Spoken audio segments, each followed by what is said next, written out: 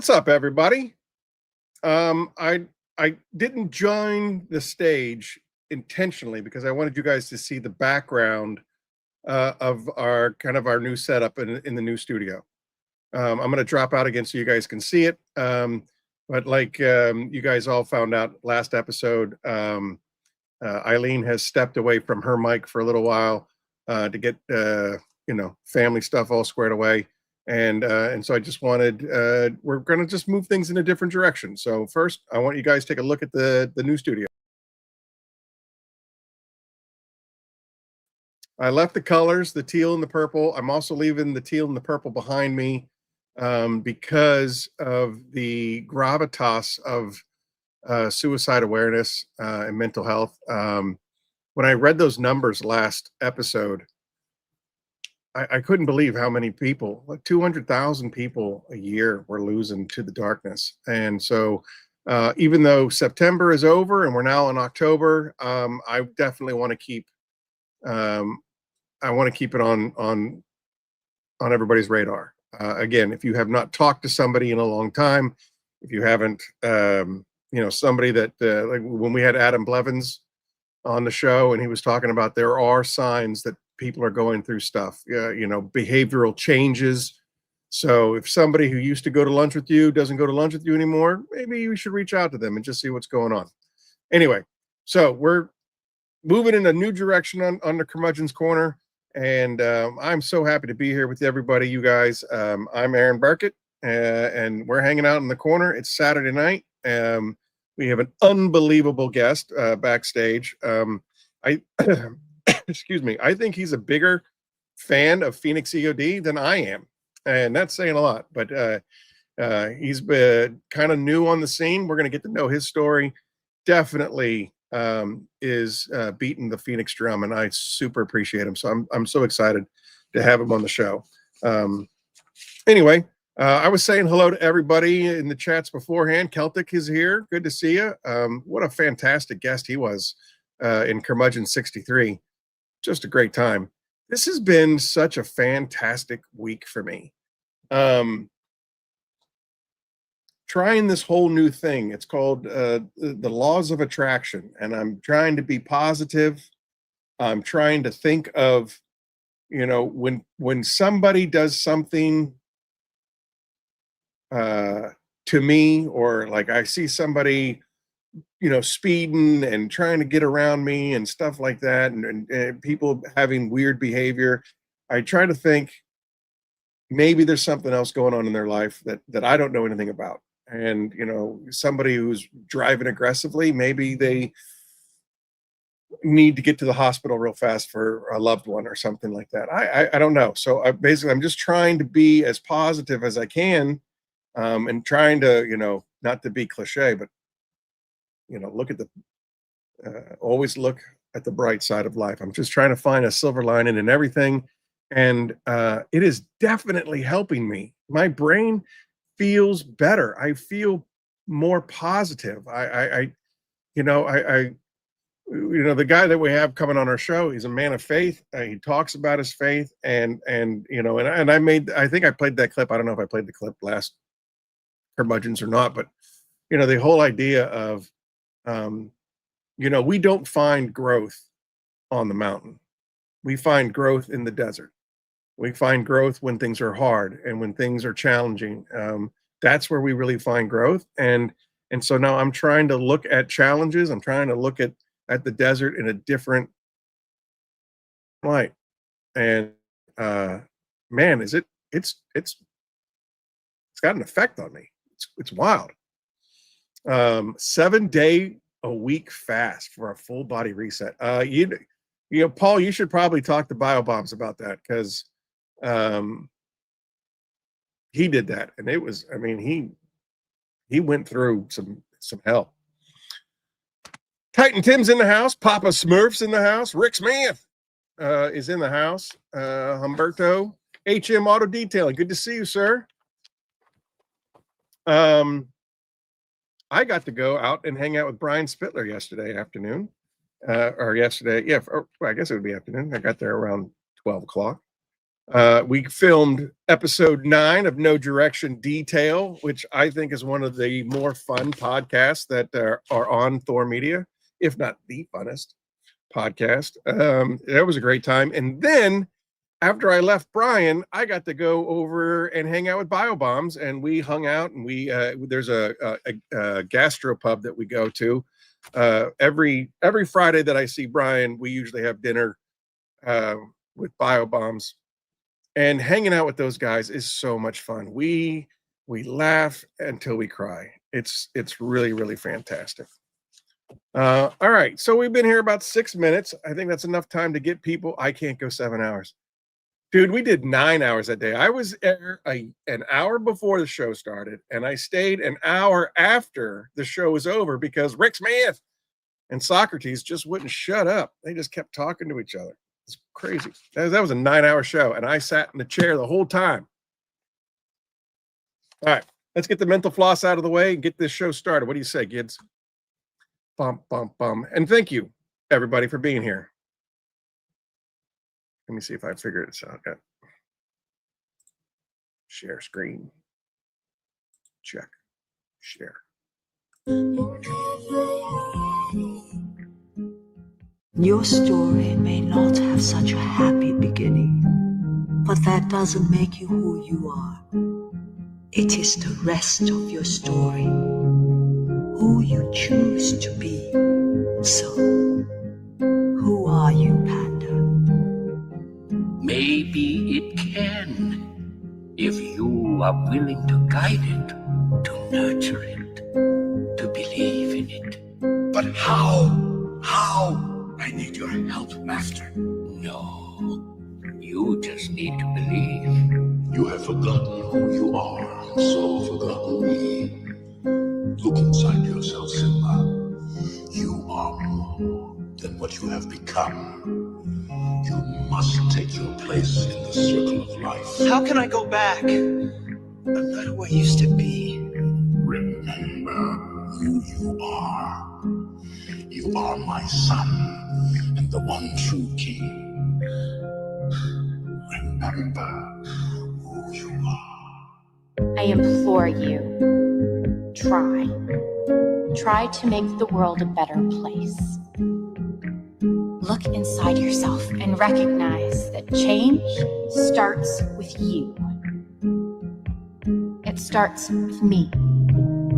It starts with all of us.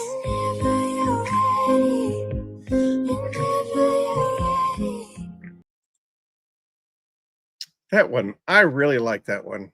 I think that was a way to, steer away from the darkness and basically be, I think Gandhi said, be the change that you want to see in the world. And I think that's exactly what that mental floss was. A reminder to remember who you are. You're part of this community, which means that you're already on the side of the angels. And just do good and be kind. All right. That being said, I can't wait to get this guy out on stage. I'm telling you, he's more prepared for this show than I am, and I am excited to have him. So without further ado, let's bring out John Weber, the Guardian himself. Hello. Hey, John. Welcome to the show. How you doing? I'm doing all right. How are you? Doing well, doing well. I'm glad you're here. Me too. There we go. All right. How are you today? Doing well. Yeah? Just enjoying my time off today. Started off with a engine bay detail for my wife's dad, and then came over, got ready for the podcast, brought my daughter over here, visiting with the grandparents and everything like that. So it's been really nice. Oh, that's terrific. Do you live close to your grandparents? Mm-hmm. Oh, that's great. Mine are 6 hours away, so it's a hike to get out there. So at the end of the day, you don't do this full time. You're not a full-time detailer. Correct. But I do follow you on Instagram and YouTube, and you do incredible work. I mean, incredible work. So Thank you. let's do the Batman origin story and maybe have people, get to know you a little bit. What's your background and how you got into your two current professions, and we'll go from there. Sure, sure. Born in a little small suburb of Los Angeles, California, Pomona. Shout out to Hector, Two Sons, and Olga, H2O, over there in Covina. Uh, moved from California to Ocean Springs, Mississippi in 1994. That was probably my longest stint there, and then moved to Southern Alabama after I got married and started a family. So been in Southern Alabama ever since. So shout out to Mississippi Detail, Drago's from Mississippi. So Yeah. Hey, so how did you get from LA to Mississippi? Like, how does that transition happen? Unless you're military, how does that transition happen? Oh man, so sounds kind of morbid, but we had some family members that passed away and everything like that, and we had more people in the Biloxi, Mississippi area. So we picked Ocean Springs because it's good school district over there, and stayed at Ocean Springs up all the way until junior college, and went to Mississippi State. Go Bulldogs! And after Mississippi State, joined. I was a food and beverage supervisor of a golf course for a little while. And then I joined the oil field. I was up in your area in Charleroi, Pennsylvania. Okay. And also in Ohio, West Virginia. We were fracking for natural gas. That was an interesting, beautiful country up there. You get to see all four seasons. Down here in the Southeast, you've got 2 seasons, hot and wet.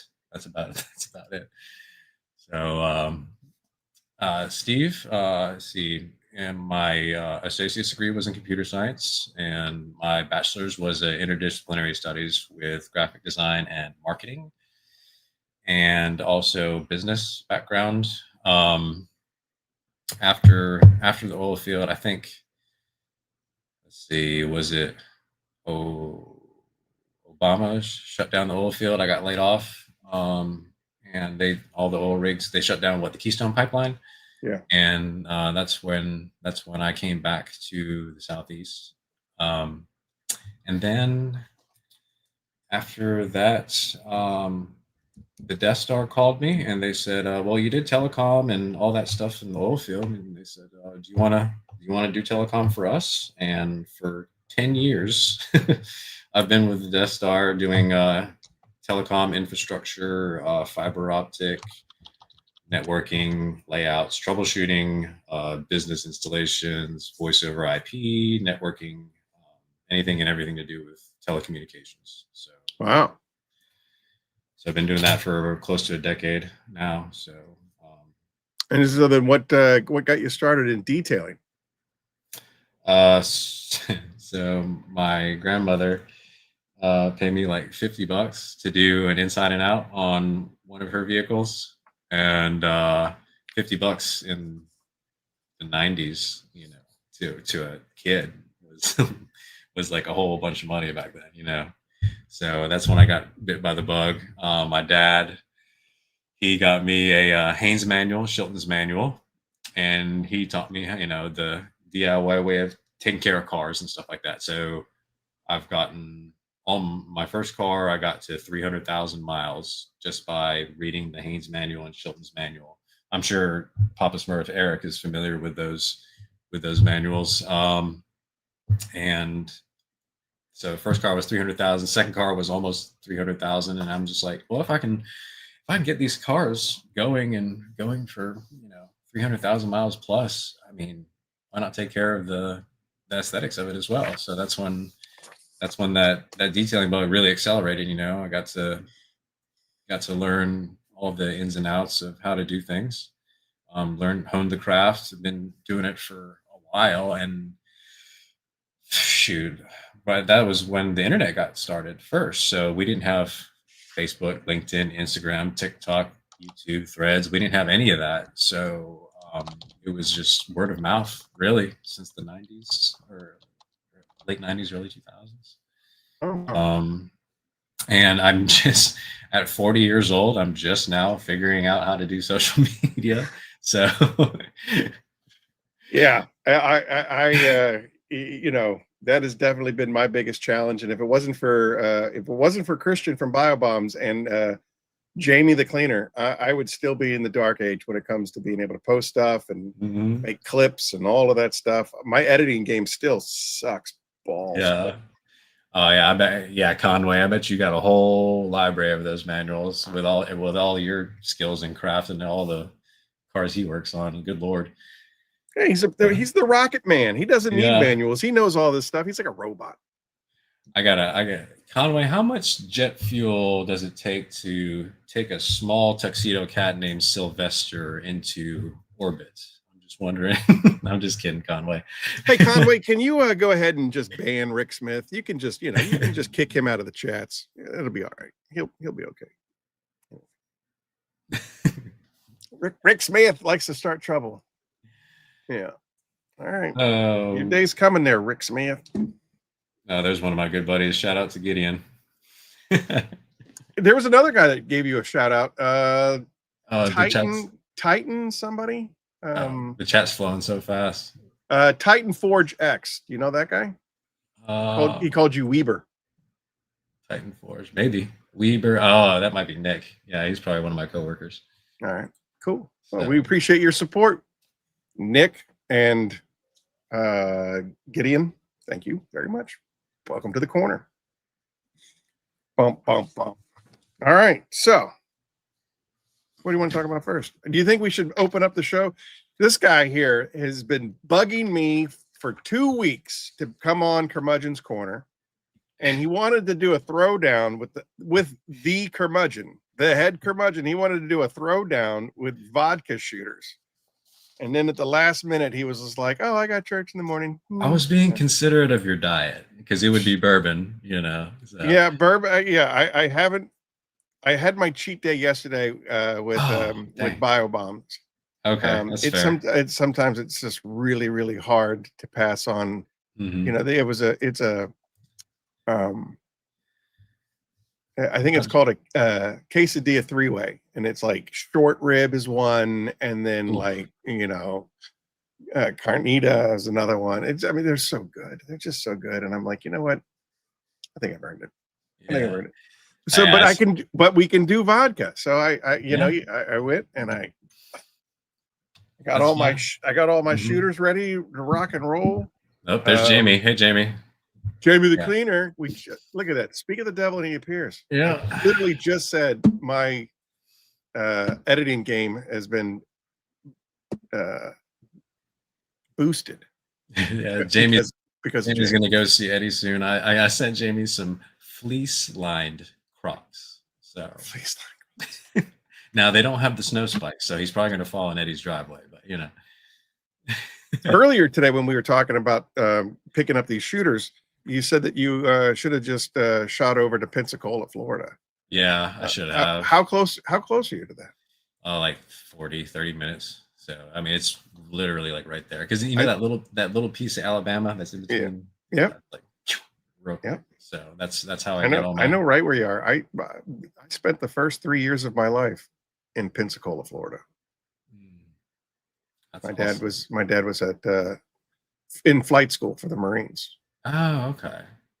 So we were stationed at Pensacola, and then from there we went to it was either Camp Lejeune or Cherry Point, North Carolina, and then eventually we got our way up to Quantico, Virginia. Okay. But yeah, so and then when my brother was a Marine and he went to flight school, I went down to Pensacola, Florida, and they had there's a steakhouse. It's like I want to say it's something like McGuire's, or it's a one name and it begins with an M. There's money pinned to the ceiling. Maybe, but Irish pub. Such an amazing steakhouse. I had one of the best steaks ever in Pensacola, Florida, when my brother was graduating from flight school. That sounds good. What cut did you get? There's only one cut. Okay. It's the ribeye. There's only one cut. It's the ribeye. Amen. Medium rare to rare. You know what I'm saying? Like, come on. Let's not be. Melted blue cheese crumbles on top, I don't do mold. I'm sorry. I can't do it. I can't do mold. Sauteed mushrooms on top. Sauteed mushrooms for sure. Heck There we yeah. go. No, it's not Morton's. It's not a chain. It's a local place. I don't know. I could probably ask my AI girlfriend real quick. She'll tell me. Jamie, they got rid of Premier Rush. What? That's a good program. That sucks.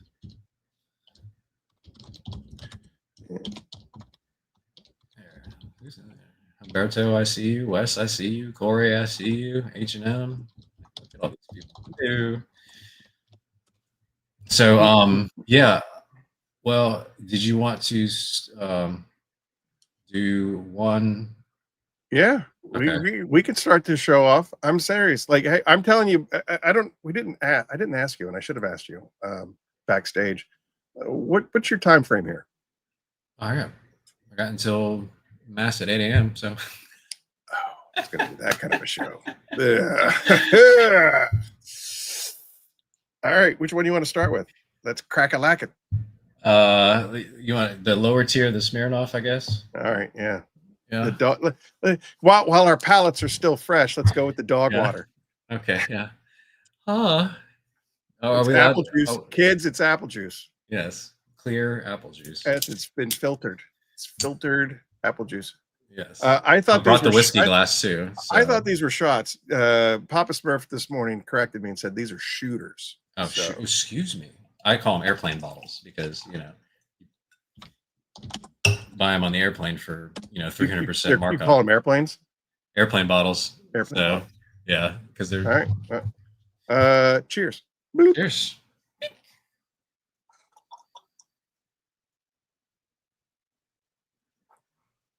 It tastes like Spring Break 2001.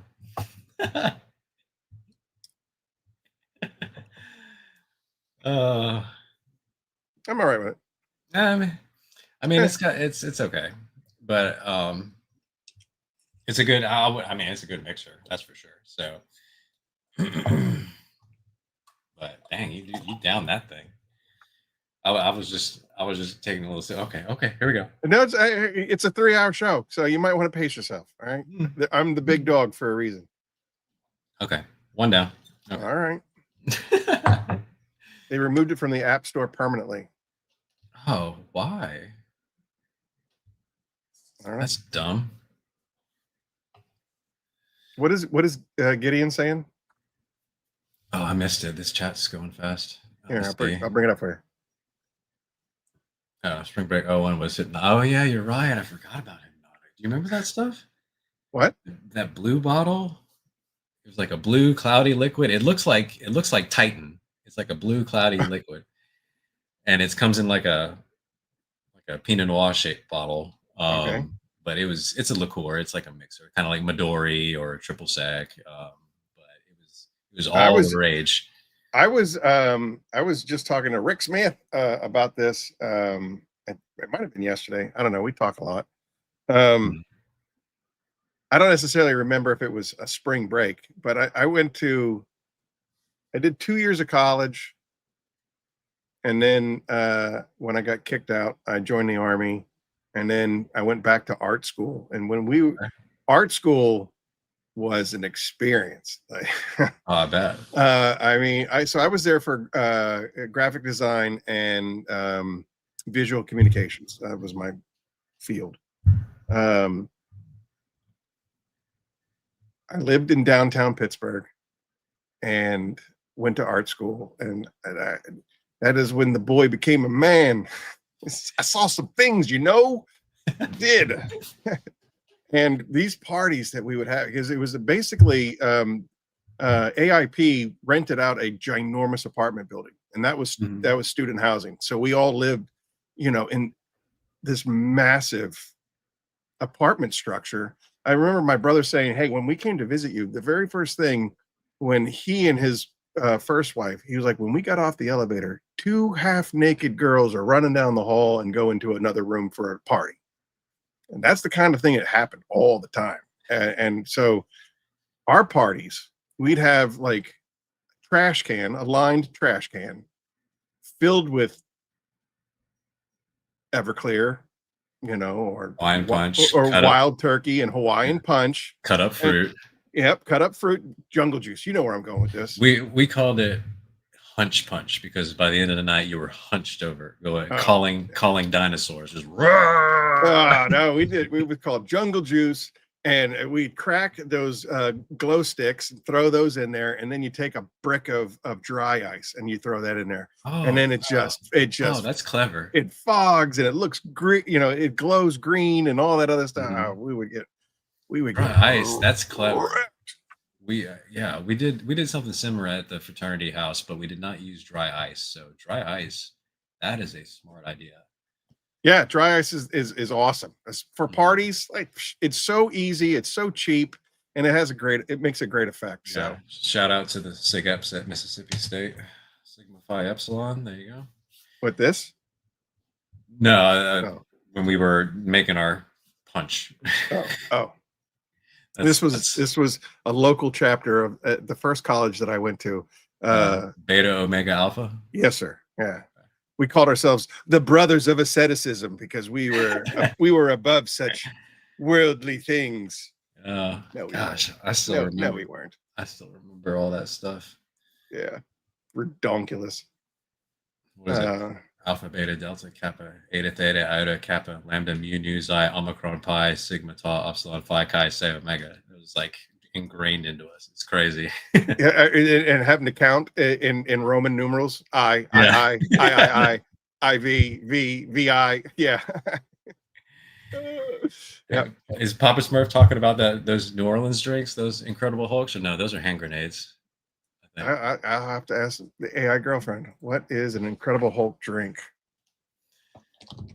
Rick Smith, no, I'm not saying that. I'm not saying that. Humberto, you have no idea the nonsense that went on in the 90s in art school. Like, it was another world.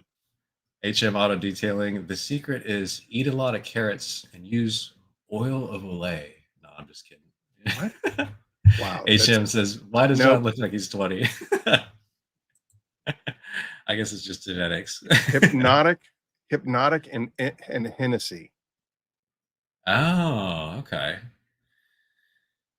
Does it turn green, I guess? Because Hypnotic's blue. Well, I guess the brown and the Hennessy and the blue kind of make it green, I suppose. I don't know. So I know when I was in my prime, like there was again going back to Pittsburgh, there was a dance club called Chauncey's, and it was just a big rave or whatever. And they would do Thursday night would be 50-cent shot night. And you just go there with a roll of quarters, and you're lucky if you're just not passed out on the floor. Oh, it's bananas. I had this, John. I know that you're a holy man, and so I apologize for what you're about to hear. No, that's fine. We go to Chauncey's, and I mean, at 50-cent shot night, you're just.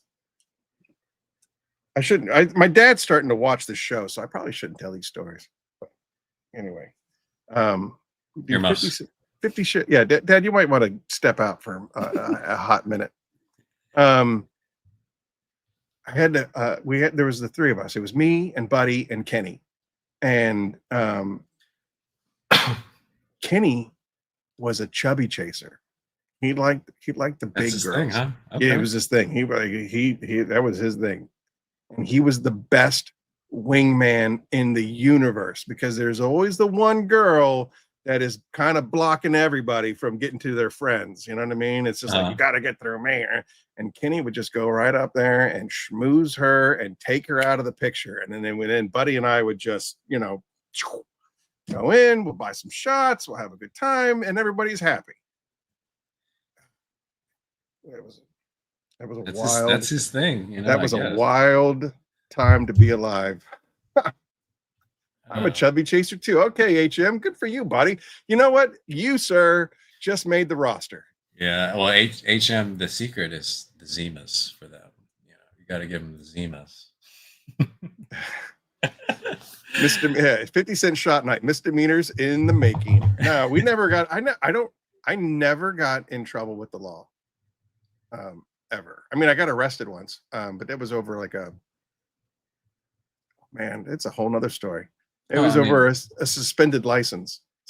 I've been in the drunk I didn't tank know was before. suspended, for the record. What? I've been in the drunk tank before. They just hold you until you sober up and they let you go, but they don't put anything on your record because, college kid, they don't want to mess you up, but that's about it. One of those nights at Chauncey's, Kenny didn't show up and he's the driver, right? Again, we're in art school, right? We live downtown. We don't really have any cares or needs for a car. Mm-hmm. And we're in art school. So guess what? You could forge public transportation tickets easily, right? So one guy would buy a bus pass, a month bus pass, and in Pittsburgh, I don't know how it is in cities that you live in, but they're broken down into zones, and so and so zone 1 is like strictly downtown. Shut up, Smurf. Zone 2 is a little bit farther out. Zone 3 is a little bit farther out. Zone 4 is farther out. Zone 4 is the farthest that public transportation will go. So one guy buys a $40 4-zone bus pass. It costs $40. And then we make 200 authentic replicas of this ticket and sell them down at the local bar for $20 a piece. Just, you know what I mean? So you made your money 10 times over. Just unlimited bar tab. Yeah, right. I mean, I got pinched one time by a bus driver who was just like, because I mean, normally you just flip your wallet and because they've seen the pass 1,000 times, so they don't even look at it. You just flip your wallet. They see that you have a 4-zone, and then they let you on, right? Mm-hmm. One guy actually said, "Let me see it. Let me see that pass," and he was like, "This is a fake," and I was like, "It's a fake? I bought it with money from this guy over at the bar. He said it was legitimate. And I don't know what you're talking about. How do you mean it's fake?" And then he was just like, "Well, I'm confiscating this, but you can take the ride, but I'm confiscating this." I'm like, "Okay." The next day I had a new one. That's all I'm saying. That's all. You know what I mean? Like, well, you got those types of people that work in those kind of that style, Lord, I apologize for all of those behaviors. Those were the 90s, and it was a different time then, sir. Those are the good times. Those are the good times. Oh my Lord. I'm surprised. I honestly, I'm surprised that I survived the 90s. Whoa. Anyway, I'm sorry. We should be talking about you, John. I'm sure you've got some stories from college. I sure do. All right. And you got 2 guys in the chat rooms that want to hear them for sure. So they can talk about it tomorrow or on Monday when you show up. Yeah, if you see Daniel or Justin in here, they'll talk about the wall. It's the wall. It was like on the back side of a closet door. Had everybody's names, and there was arrows going here. He hooked up with her. She hooked up with him. Blah blah blah. And there was like a lot of arrows going everywhere. So the wall of Eskimo brothers. Yeah, basically, yeah.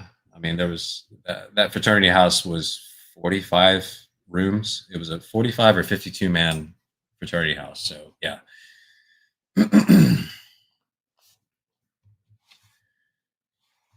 What was your frat? Sigma Phi Epsilon. They call it SIGEP. So what do I need to say, Rick? Please. Oh, he says that I talk too much on the podcast. We've got time. He's not wrong though. I've been watching a lot of Joe Rogan, and that was one thing that I've learned a lot is that he allows the guest to talk and speak in, and really go into the area of expertise. It's a little bit different for this type of a podcast because it's more of like 2 friends hanging out, and you can only talk detailing so much, right? And I think Thor has done a really good job of covering detailing, right? Like they Yeah. have 12 podcasts. They all Absolutely. pretty much talk about something detailing related. Mhm. Like we had Paul from Celtic on our show in episode 63, and it was kind of like, if you want to learn about Celtic's process on detailing, go watch Christie's show or go watch the Funkin' Homies, because he really gets into detailing there. Paul's our Here, favorite redhead. yeah.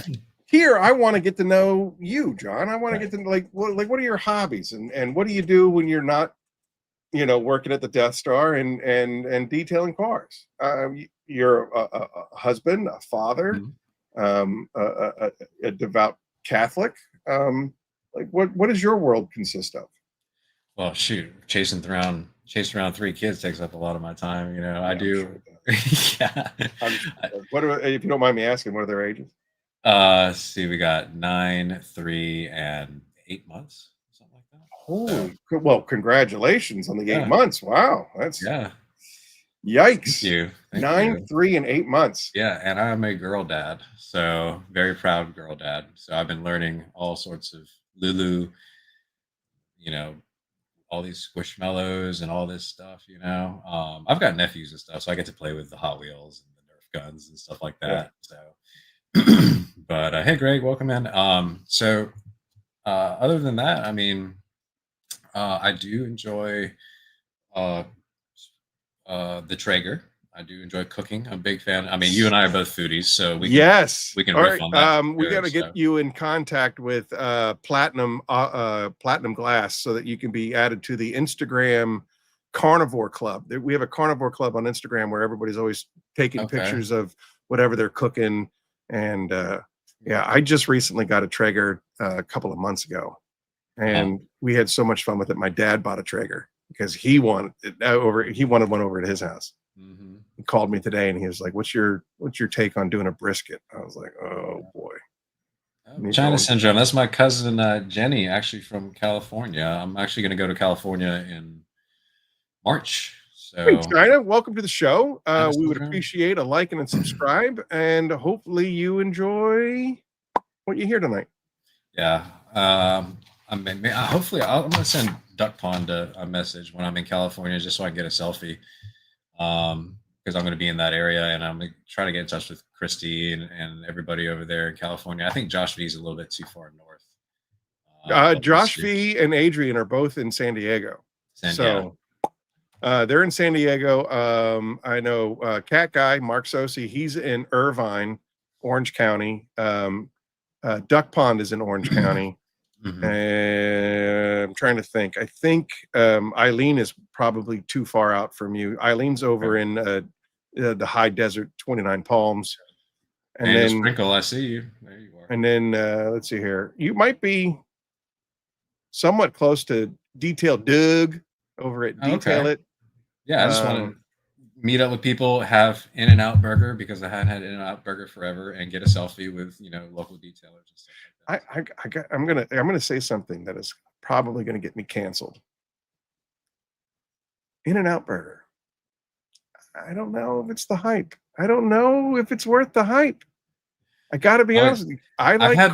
I've had better, but it's been a while, so I just want to Yeah, just go ahead Papa and get. Smurf knew I was gonna say it. Papa Yeah. Smurf knew I was gonna say it.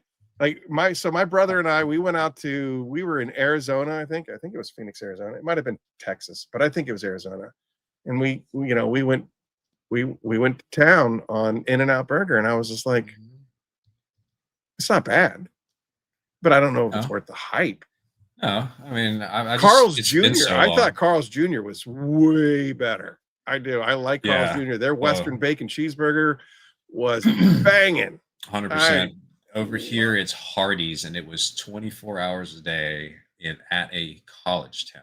So you can only imagine what the scene was over there at. We have a 3 a.m., Hardee's so. somewhat close. Yeah, but I mean, yeah, we just get the In-N-Out out of the way. I'm gonna get the bubble guts, and I'll just say I had it because it's been like a decade since I've had it. So, what's better meat in his mouth? I agree. Of course, I do, Paul. Yeah. Oh yeah. See, WBC here. from Carl's can't go wrong. I'm telling you, I know my food. I used to be a fat kid. I'm down for the first time in over 2 decades. I'm Yeah. below. I'm below 230. No way. Congratulations. Seriously, I'm thinner than I was when I got married the first time. Yeah. Bananas. So yeah, I think I know my food. I like it. I'm a big fat. I was at 307 at the height of my career. Another one of my friends, Daniel Sprinkles, in here, and China Syndrome. My cousin Jenny says, "How dare you?" Really? Blasphemy on the burger. I mean, listen. I'll pull a Charlie Kirk here, and I'd be like, convince me otherwise. I'm okay with it. Right now, we're doing Burger Wars over on No Direction Detail. We're doing Burger Wars. Yesterday, Brian Spittler and I did Okay. McDonald's versus Burger King, and the idea was to do like the equivalent crossover. So the Big Mac versus the Big King, the quarter pounder with cheese versus the Whopper with cheese. That's going to be a good one. Cheeseburger versus cheeseburger, McNuggets versus chicken fries, French fries versus French fries, big fish versus Filet-O-Fish, and original chicken versus the McCrispy. The winner of that category goes to the final show in December. Next month, we're doing Hardee's versus Wendy's, and the winner is going to go up against yesterday's winner. Okay. So, so China, convince me. You can convince me. We can sit down. We can do a Carl's Jr. versus In-N-Out versus Jack in the Box if you want. I'm down for that. There's Eileen. Eileen, my girl's in the house. Mm-hmm. So anyway, that's right, Adrian. 555-555-5555. So we can riff on the foodie thing, and I'm also a little bit of a sci-fi fantasy nerd, so we can talk about that if you want to as well.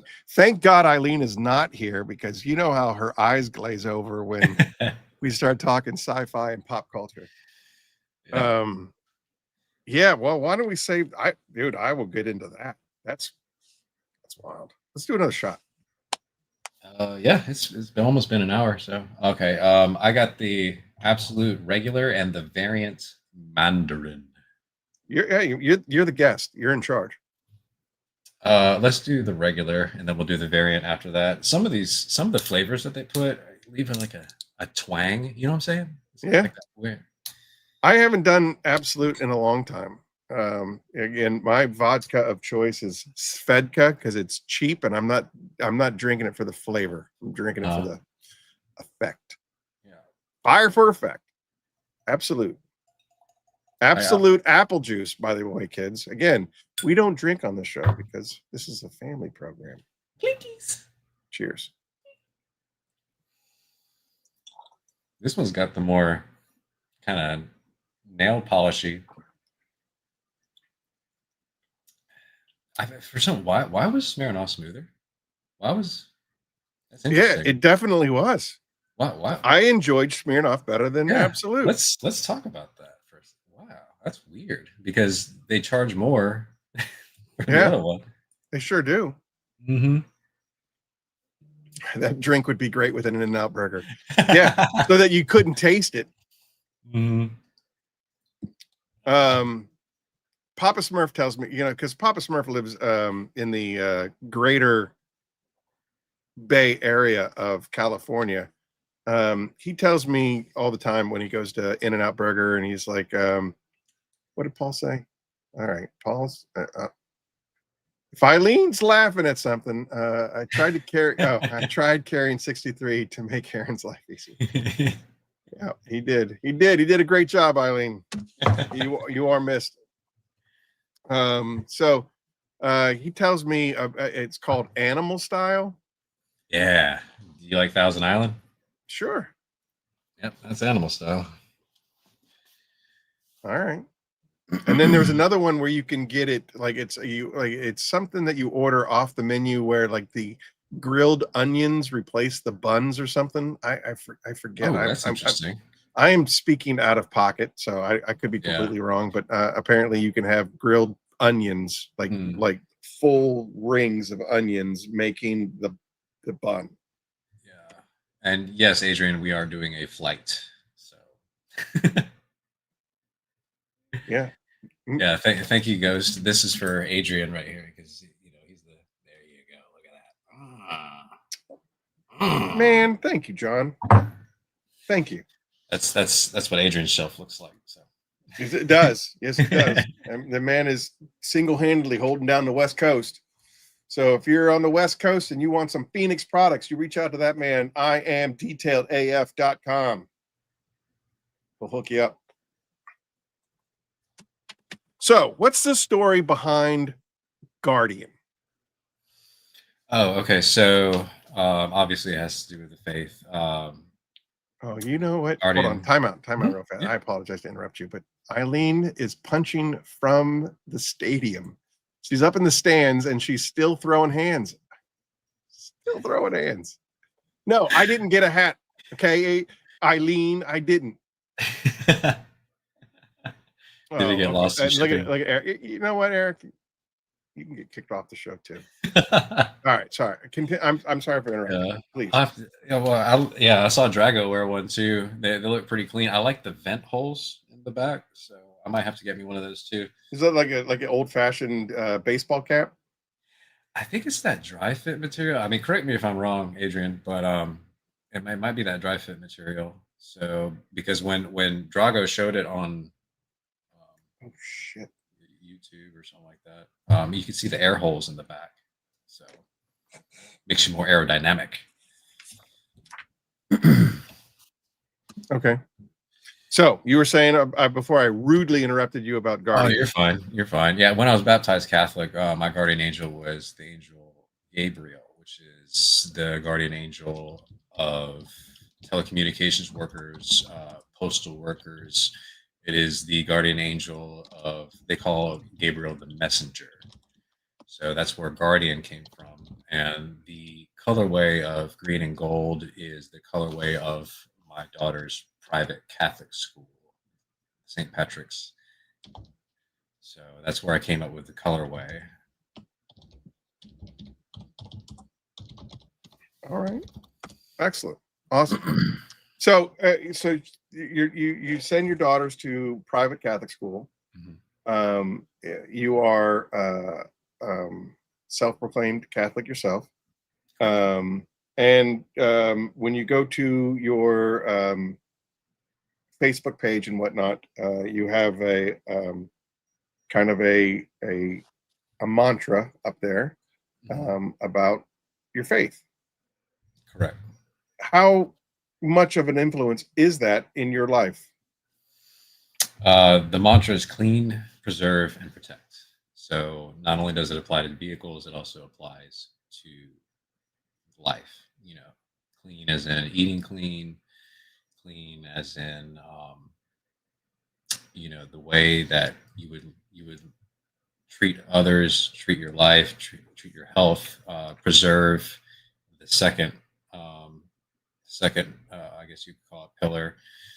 Preserve is preserving the clear coat on a vehicle, which also can segue into preserving what matters to you, preserving or conserving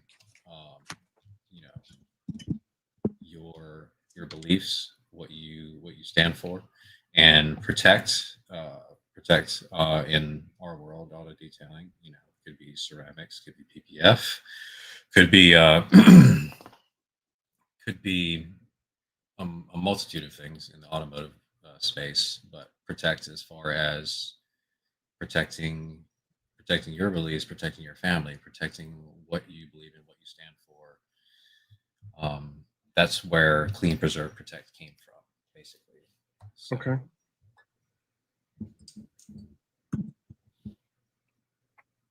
All right. Paul wants a green E.O.D. shirt. I want one of those black ones. A green. I only have the black in 2XL. Oh, okay. I'll just wait till the next run. Yeah. Well, that's all I ever. That was a very limited.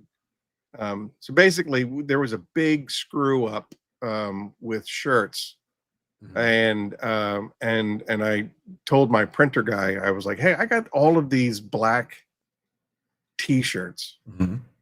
Can you do something with them? And he was just like, yeah, that's fine. And and so I gave him the shirts, and he gave me a really good discount on the on the screen printing of them. So they were just 2X's. That's all that were ever made in black. The orange ones, Conway, is an employee shirt. So we have a whole bunch of orange in different sizes, but those are for the employees. I sent Conway one because Conway may or may not be helping Phoenix out in a couple of ways. Yeah, he's one of the things that I've been really lacking in is informational and informative videos on the products. This is how you use this. This is how you use this. This is how you use this, and so on and so forth. And Conway has offered his services. Conway's your dude. He's very thorough, super thorough. I like his the way he explains things. Conway, you can go ahead and ban Eileen as well. Her and Rick Smith can be removed from the chats at your discretion.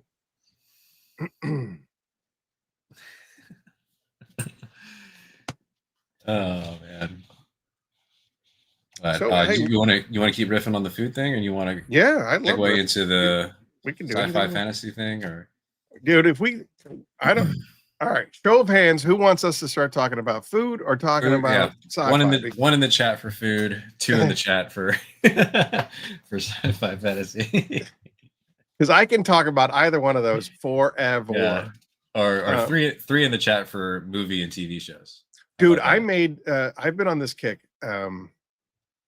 So you take some bratwurst. These are stadium brats. They're not beer brats. They're stadium brats. I don't know what the difference is. I'll have to ask the AI girlfriend what the difference is. But you sear them on all their sides and remove them from the pan. And then you pour in some, you can either do beef stock or you can do beef bone broth. Both of those have really good flavors. Oh, and by the way, when you're searing these things, I sear them in beef tallow.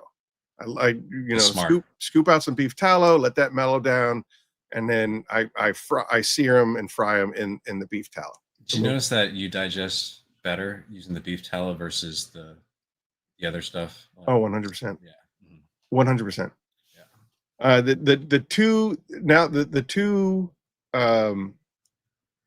shorteners that I use is ghee. I use ghee and I use beef tallow. Those are the two things that I cook with. For those of you that don't know, ghee is clarified butter. Basically, it removes all of the milk solids from the butter, and therefore it gives it a much higher flash point, so you can fry in it and you can do all this stuff, and you still get that buttery, silky texture when you're cooking with ghee. It's just better for you. Again, talking about clean eating. So I take these brats, fry them in the beef tallow, remove the brats. Then I pour beef stock into the pan. Before I add the beef stock, I throw in some garlic and let that saute for about 30 seconds, before it gets brown, but enough to get it to open up all of its fragrance. Then I pour the beef stock in, and then I pour a whole bunch of sliced onion into it. And then I let that just kind of simmer, boil, a low boil for as long as it takes for that to reduce down to almost like a gravy consistency. Right. Take it off the heat, put the brats back into it, stir it all up to get it all incorporated, and then throw provolone cheese down on top of it. Oh, that sounds fire. It gets all melted. Dude, I've been for like 5 days straight. So stupid good. It tastes like French onion soup with bratwurst. It's so bananas. Yeah, I can imagine. Oh, and a little bit of spice. You got to do spicy mustard and crushed red pepper. All right, I told you all my secrets. Spicy mustard, and crushed red pepper is so bananas. AJ Farm, hey enthusiast. if I was allowed to, eat bread, that would be the perfect. That would be the perfect, sausage on a roll. Oh yeah. Lord in heaven. So my cousin China Syndromes asked, "Have you ever had Filipino food?" I've had Filipino food. I have Mhm. not cooked it, but I would love to, and I would love to visit the Korea and the Philippines. Mhm. Aside from, like, if I were to do like the Mount Rushmore of places I want to visit, Mhm. Korea, Philippines, New Zealand, and Ireland. Those are the four places that I want to visit, and absolutely in love with Asian food and Asian cuisine, and the Philippines and Korea have they've hooked. They got the hook in me. I really want. I want to be there. I really do. Right, right. What about you? What's your Mount Rushmore of places to visit? Hmm. Um, Probably Italy, Ireland. Um, that's hard now. I mean, obviously the Philippines is one of them. I haven't been back there since like 1997. Do you have heritage in the Philippines? Mhm. Absolutely, Oh, 100% fantastic. Filipino. Mhm. Yeah. And what would be? I don't really know of any good cuisine that comes out of Australia. Do you? I, I'm all right. I'm probably going to be sacrificed for saying this. Um, on Instagram, Mhm.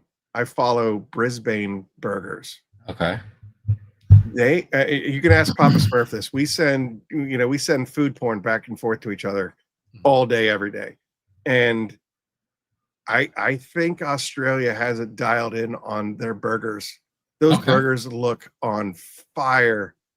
I always say, we would always joke. I'm like, hey, when we get the Phoenix jet, when we make it so big that we have our own private Phoenix jet, we're flying to Mhm. Australia for those burgers because that is bananas. You can follow them on Instagram, Yeah. Brisbane Burgers. Brisbane. Stuff looks ridiculously good. Okay. Stupid good. I might have to give Australia another look. Japan, yeah, Japanese food would be something to do. Check that out for sure. All right. But Yeah, the Philippines. I'm fascinated by the Philippines. My dad is a huge war guy. mhm, We've been to all the U.S. battlefields on the East Coast, and most of them. Well, pretty much every battlefield on U.S. soil we've probably visited. wow, Um, but that being said, he's also huge into World War II, and the history of the U.S. and the Philippines is absolutely fascinating to me. And I think that there's a real love relationship, as far as I can tell, between the mhm. Philippines and the U.S. Oh yeah, they were Um, pretty crucial as far as strategically. oh, 100%. Mhm, The war in the Pacific uh, was only accomplished because of the Philippines. mhm. And the Japanese tried so hard to keep the Philippines against the Americans. They would tell them, the Americans are going to come, they're going to slaughter you, they're going to murder you, they're going to enslave you, you're going to do, the Americans are the devil, and they're coming to occupy you. And we, America liberated the Philippines from the Japanese, who were super, super oppressive to Yes. the Filipinos, and I really honestly believe that there's a real love relationship.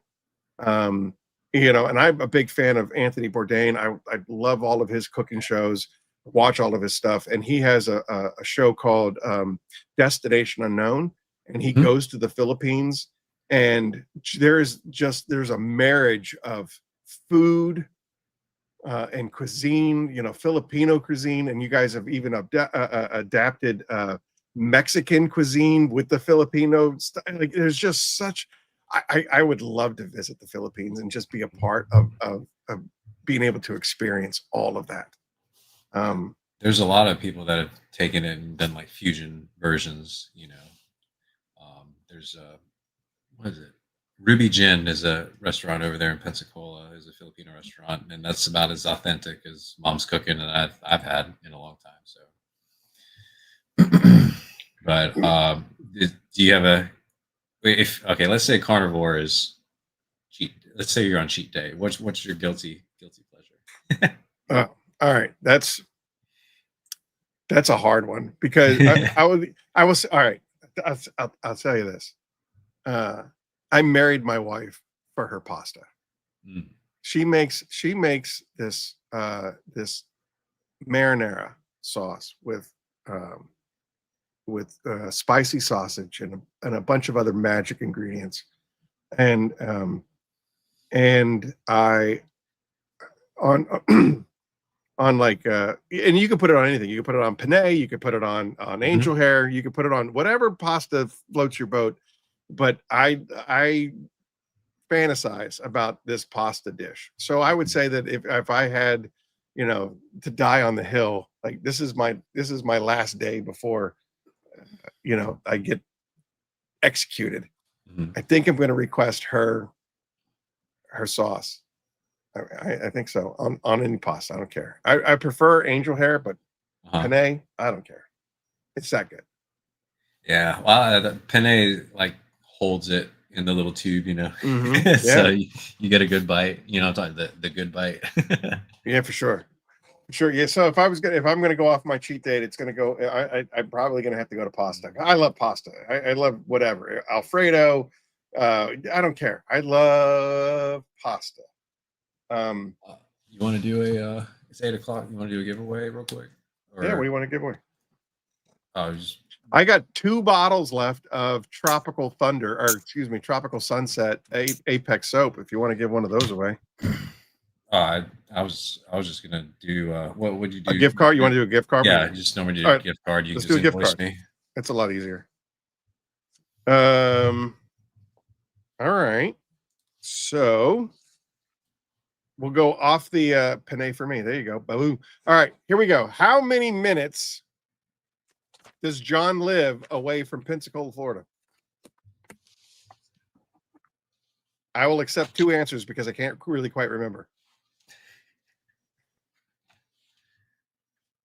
I will accept 2 answers.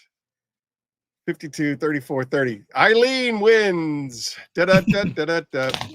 Eileen, good job. He lives 30 minutes away from Pensacola, Florida. I couldn't remember if you said 30 or 20. So I was going to go with either 30 or 20 minutes. Yeah, 30 is fine. 30 it is. Eileen, you Depends get a on the bottle traffic. of soap. Or no, you get a gift card. That's right. All right. Eileen wins a $15. This is the first time Eileen's won something on the show. $15 gift card. And you might receive it. Give it to Celtic. Okay, give it to Celtic. All right, I didn't give it. We'll give it to Celtic. You might get it before Christmas if we're lucky. Sweetheart. If we're lucky. So you want to turn to you didn't give yours. You didn't give your death row last meal. Oh, it would have to be probably. I would say either Filipino food or just a nice ribeye. To be honest. Yeah. I mean, ribeye. Good for you, sir. Good for you. Yeah, or I mean, you got the porterhouse too, which has the strip on one side and the fillet on the other. Yeah. That medium rare either way, and you got to have the bread to soak up the blood. You got to dip it. You know what I'm talking about? Yeah, I sure do. I sure do. But you want to go down the sci-fi fantasy road a little bit? I would love to. Okay. Going into hour 2, sci-fi fantasy. Yeah. All right. So we can break this down into like 3 different categories. There's books, there is TV, and then there is movies. So are you much of a reader? No, not until I got older. When I was younger, I was mainly movies, TV shows, stuff like that. So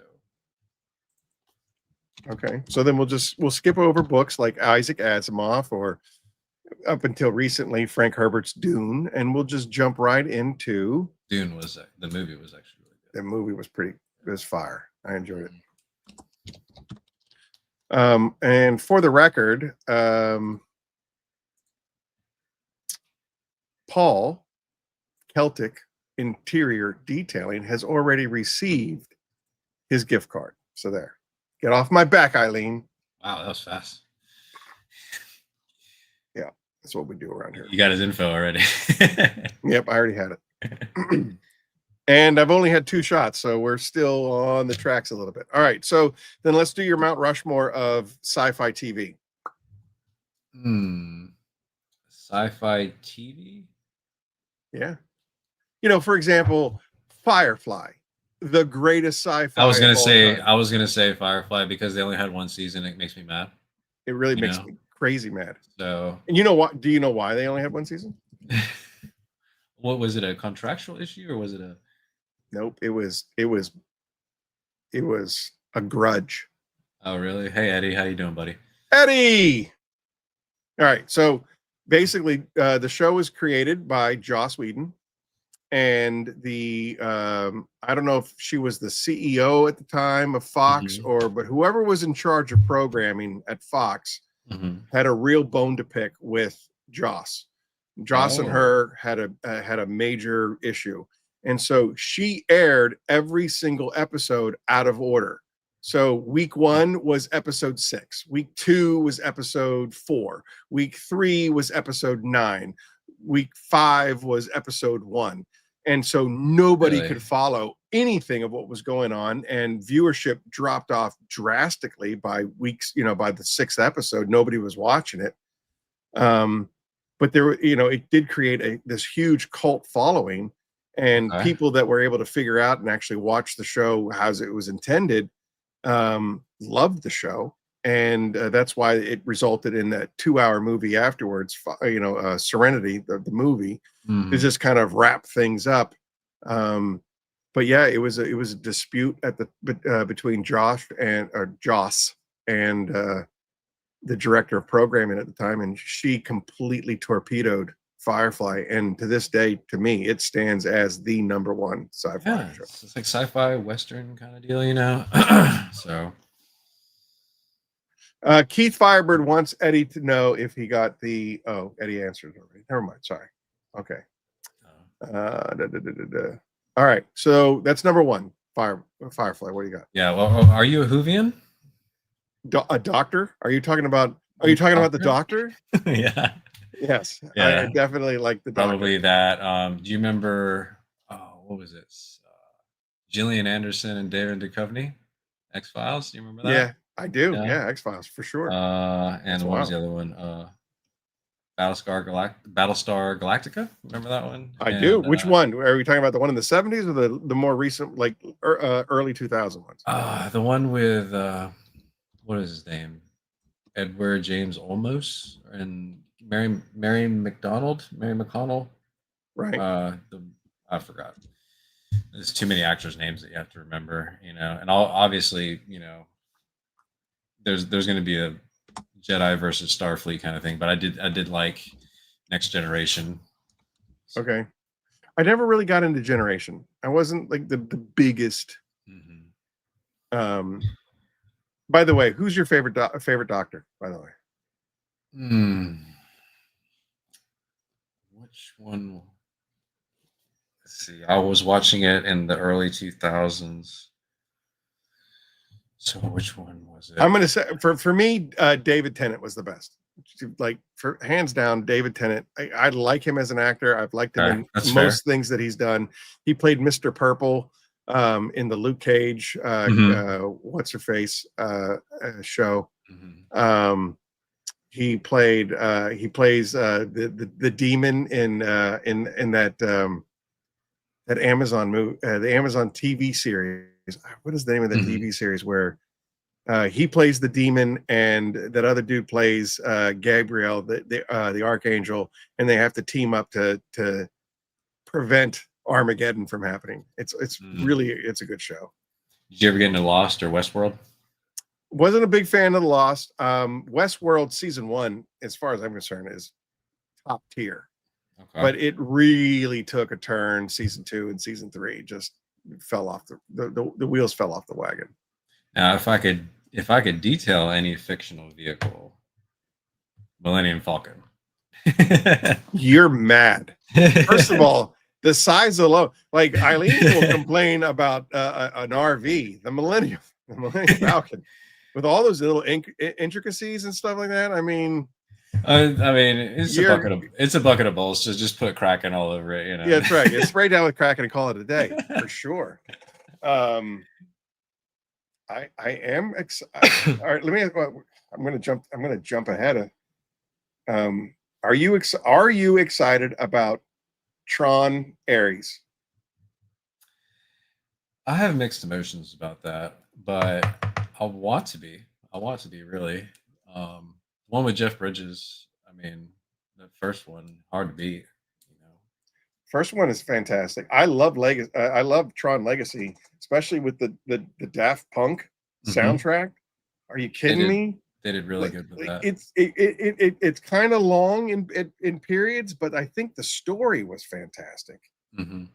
I think the rendition from the old Tron to the new Tron with the uniforms and the visuals and everything that was executed really well. But I just keep thinking about the dude, you know, whenever I see no Jeff Bridges. I just keep thinking about Lebowski every time I see him. Yeah, I'm the dude, man. I honestly that's my only reservation about Tron Ares is Jared Leto.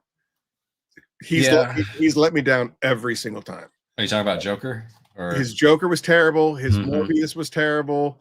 I haven't seen him do really even Blade Runner 2049 or whatever it was. You know, the most recent sequel to Blade Runner. I have not seen him do any. You know, he's a method actor and he gets into the whole thing. I haven't seen him in anything that's really just wowed me. There was a movie that he did with Denzel Washington that was okay, but again, Denzel carried the movie. He was okay, but anytime he's been the lead role, it's just kind of sucked. Corey's asking if you watched Wednesday on Netflix. I haven't seen that one yet. I have not seen it either. We actually canceled our Netflix subscription. There's just nothing on there to watch. And have you seen their stock drop because of all that junk they've been doing? No, I haven't. What are they doing? They're just pushing ideology that I don't agree with, and a lot of people are jumping ship, and their stock just went down. Same thing that Target did it. Yeah, you know, that's a great. Let's just dovetail into that for just a second. As far as, one thing that we'd like to talk about here or we don't talk about a lot on here is we don't do religion. We don't do politics. I'm a child of the 80s. I was born in the 70s, but I grew up in the 80s. And I also grew up on a military base, which is a really unique experience. And I say that because being a kid of the 80s and growing up on a military base, there wasn't color, there wasn't orientation, there wasn't anything. Nobody talked, especially even the grown-ups, nobody talked politics. Nobody knew who you voted for. Nobody, it was things that you just didn't talk about. You didn't talk about religion, you didn't talk about politics. And on the military base, the only real segregation or separation that we experienced on a military base was enlisted and officer. Right. Officer kids, which was me, were treated infinitely better than the enlisted kids. When we on a Friday night, we would have these. We called them bottle rocket wars. We'd go over to the O Club, the officers club, and we would just launch bricks of bottle rockets at each other. It was crazy. It was bedlam. We'd do this until you see the blue lights, because obviously somebody in the apartments or from the officers club is going to call the MPs, and the MPs come, and that's when the game really started, because then somebody would throw a bottle on the ground and be like, scatter, and we would all run in different directions, and the MPs would chase us around, and we got dogs, and we're like, screw you, and all of that stuff. And that was our Friday night. It was so much fun. Yeah. I mean, those were the glory days. Just put on a couple extra layers of clothes and go shoot fireworks at each other. You can't do that anymore. Right. But again, like, it didn't matter if you were white or black or Mexican or Puerto Rican, or it didn't matter. Any of that stuff didn't matter. It didn't matter what your orientation was. Like, we were all there. And then, of course, if the MPs caught us, the MPs would kindly escort the officer kid home, and the enlisted kid would have to go down to the precinct, and their dad would have to come pick them up. Like, that was the big difference. I got driven home multiple times. But like, that was the big difference. And it's the point of me, bringing all this stuff up. It's like, I don't understand why any of it has to be anybody's business. Yeah. Just, it's nobody's business. What you do, it's none of your business. It's none of my business what I do. It's none of my business what you do, and it's none of your business what I do. Why can't we all just be kind and love each other? The end. Anyway, sorry. No, it's okay. Well, I think the military children grew up with a strong foundation, a strong moral compass, and that's how some people learned, how they grew up. So that's a credit to the military. Yeah, I remember when I joined the Army, it was just like, we don't give a shit who you are. Everybody's green. The end. So if you got some issues, we're going to beat it out of you. You know what I mean? Everybody's green. Move on. And it was like, yeah, I know that one already, drill sergeant. Later, Eric. Have a good night. Bye, Smurf. Have a good night. I appreciate you all. Dinner with the fam. Great show so far. John, take care, buddy. See you around, Smurf. As long as it's decent, it doesn't harm someone or someone's property. I don't care what you do at your house. Agreed, Paul. And that's why you earned your spot here on the corner. All right. So I think you did Firefly, and you did what was your other top four? What was it? Battlescar, Who, X-Files, Star Trek? I don't know. I just kept going, and was like, Have you watched Farscape? I don't think so. I don't think I came across. I believe it's available on Hulu. Okay. Farscape is my second favorite, hands down. What's a brief synopsis?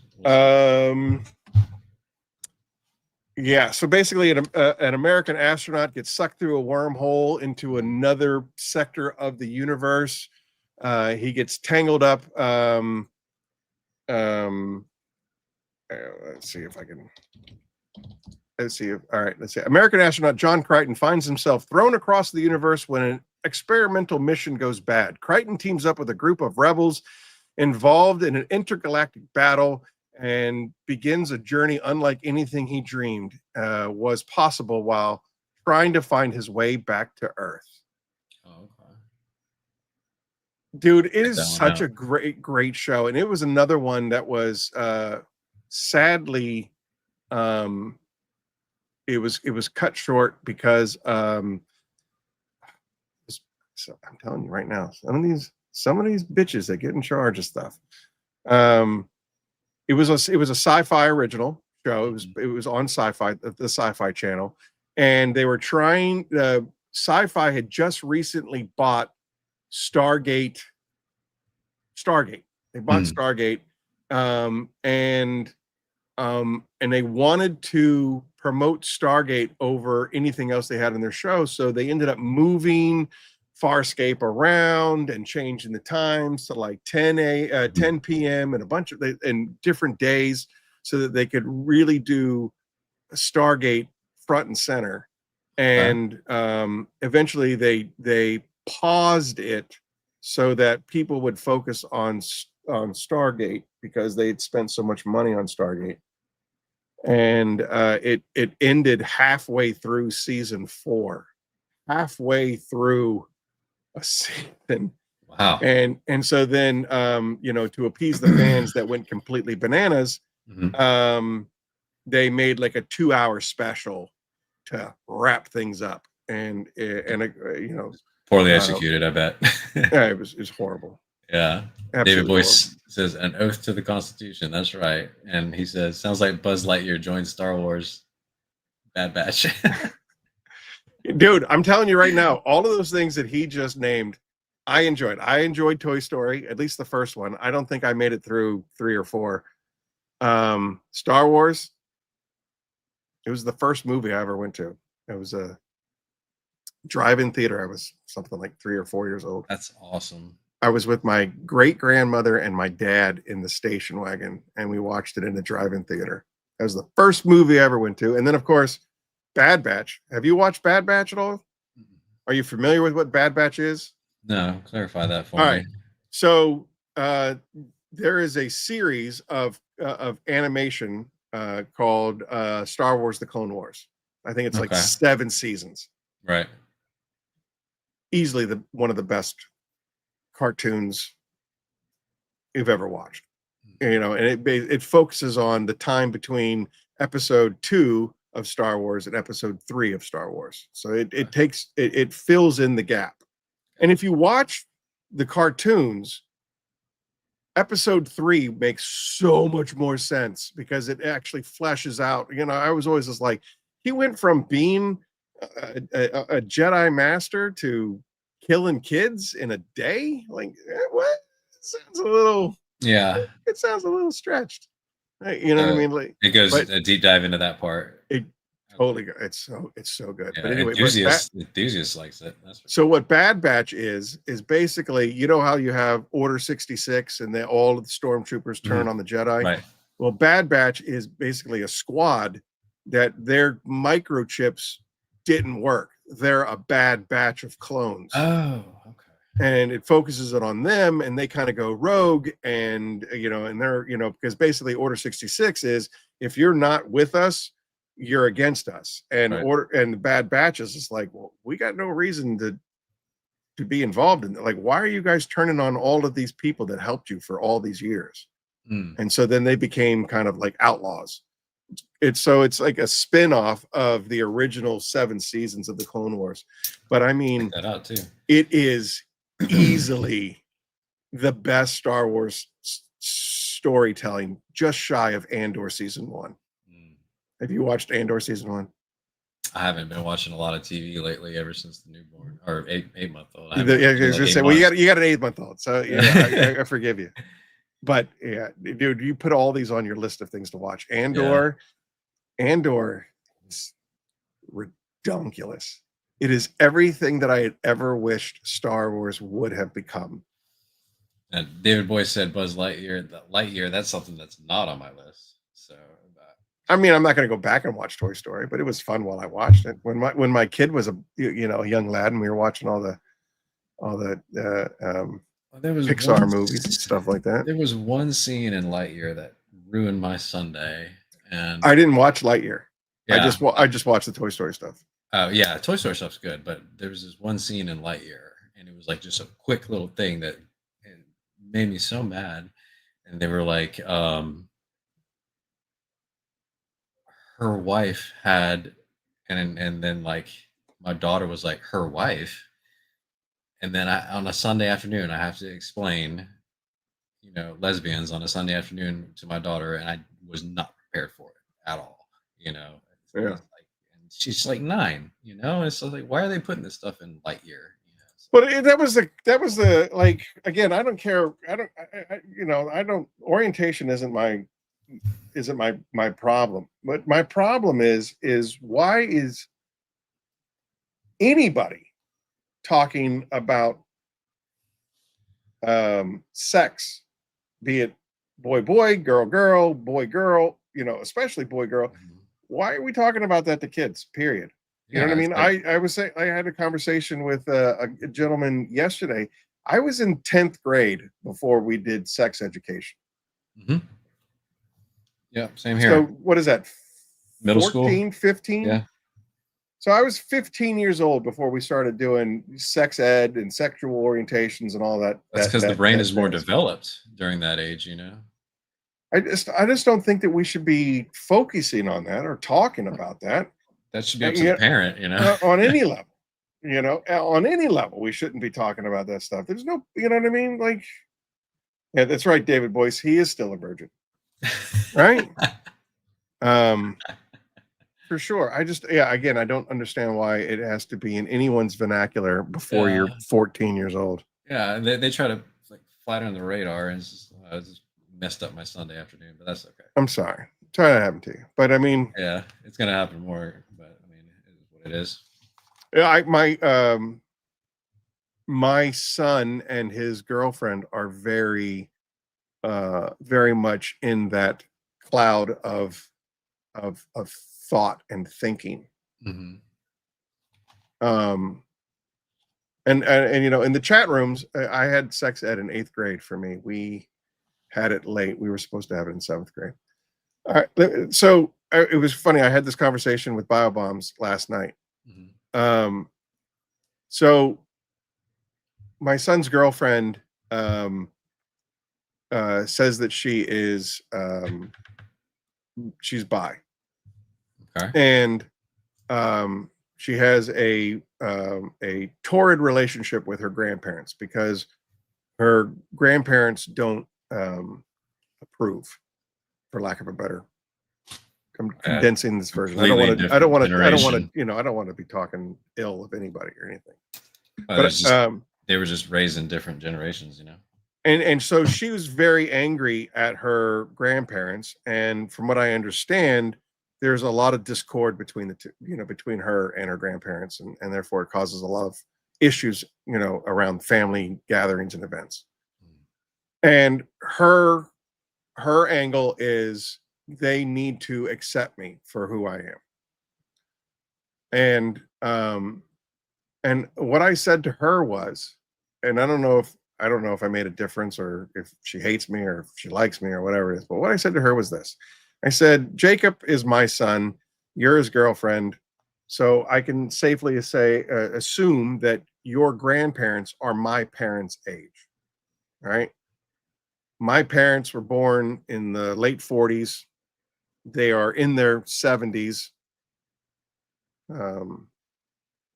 Yeah, Corey, I think so, because it's Corey, I do think that I can talk about this because they're all very open about it. I'm not sharing secrets. I'm telling you, they're very open about it. What I said to her was, your grandparents are probably the same age as my parents.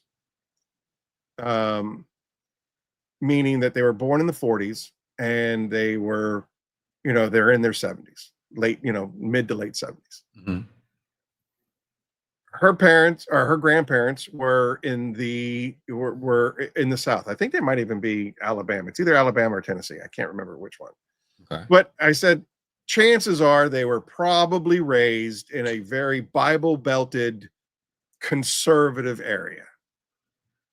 So they have spent 70 years believing what they believe. When you came out, you said that you were 15 when you came out of the closet.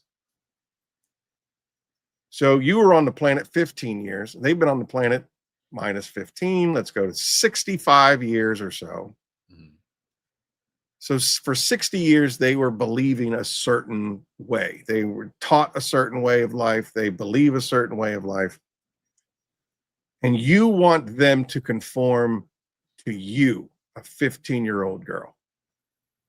And because they didn't conform to you, you now have struck a rift in the family. Mm-hmm. I'm not saying that your grandparents are right. I'm not saying that you're right.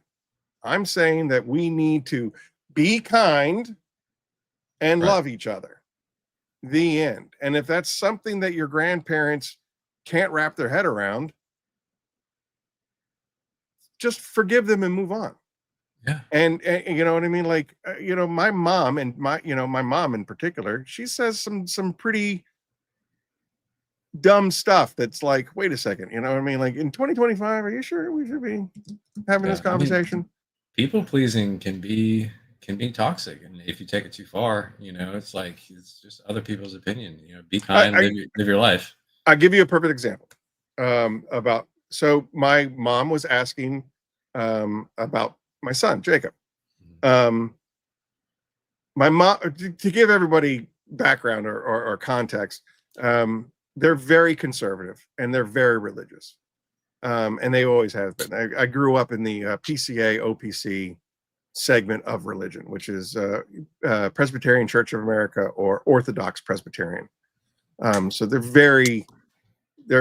I jokingly call them the frozen chosen. It stems from a verse in Romans about, like those, it's like predestination. Mhm. So, and they believe it. And I'm like, all right, the frozen chosen, good for you. So she was asking about Jacob, and she says, does Jacob believe in Jesus? And I was like, I don't know if he does or not. I have no idea. And she's like, well, if he doesn't, he's going to hell. And I go, all right, well, pray for him. If that's how you feel, pray for him. That's it, right? Yeah. Move on. Yeah. So I'm driving home from my parents' house, and my wife is like, how can you let your mother say that Jacob is going to hell? And I was like, well, I mean, it wasn't like she was cursing him to hell. Like, he can go to hell. She didn't say that. She said, according to her beliefs, if he doesn't believe in Jesus, he's going to go to hell. And so the response is, okay, pray for him. That's it. And move and move on. Like, I'm not going to dwell on it. I'm not going to harp. My mother is 78 years old. There is no amount of debating her that's going to change her mind on what she believes. No, 100%. Right? You're right. There's nothing. So, like, why would you even engage in that? I think you handled it very well, actually. All right. And then you can take that argument to, with her even further, and you'd be like, well, I mean, if you believe what you believe, then God is omnipotent and he can do anything, right? I mean, he can do anything. Mm-hmm. And if that's the case, then pray for him. Right. And move on. Yeah. See, my mom is the same way. She's older too. Yeah. Just for sure. I don't see why things have to come to this level of antagonism. I don't understand why. It doesn't need to be this level of intensity. It doesn't need to be this level of aggression with each other. Yeah, voice your opinion, but don't push it on others. It's super easy concept. I agreed, 100%. Early. I mean, that's the way you handled it. You know? So I'm fully behind that.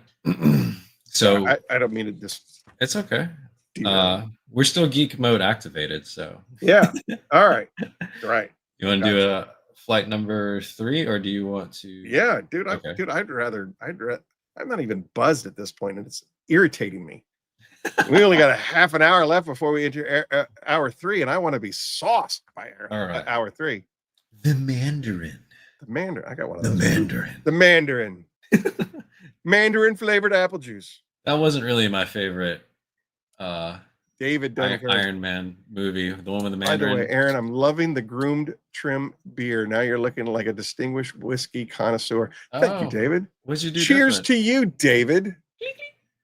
What'd you do different? I shaved.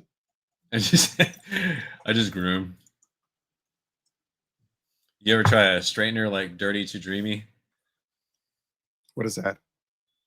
Dirty to Dreamy. He's another YouTube guest that I saw, and he uses a straightener. He was on the Funkin' Homies podcast. Oh, yeah.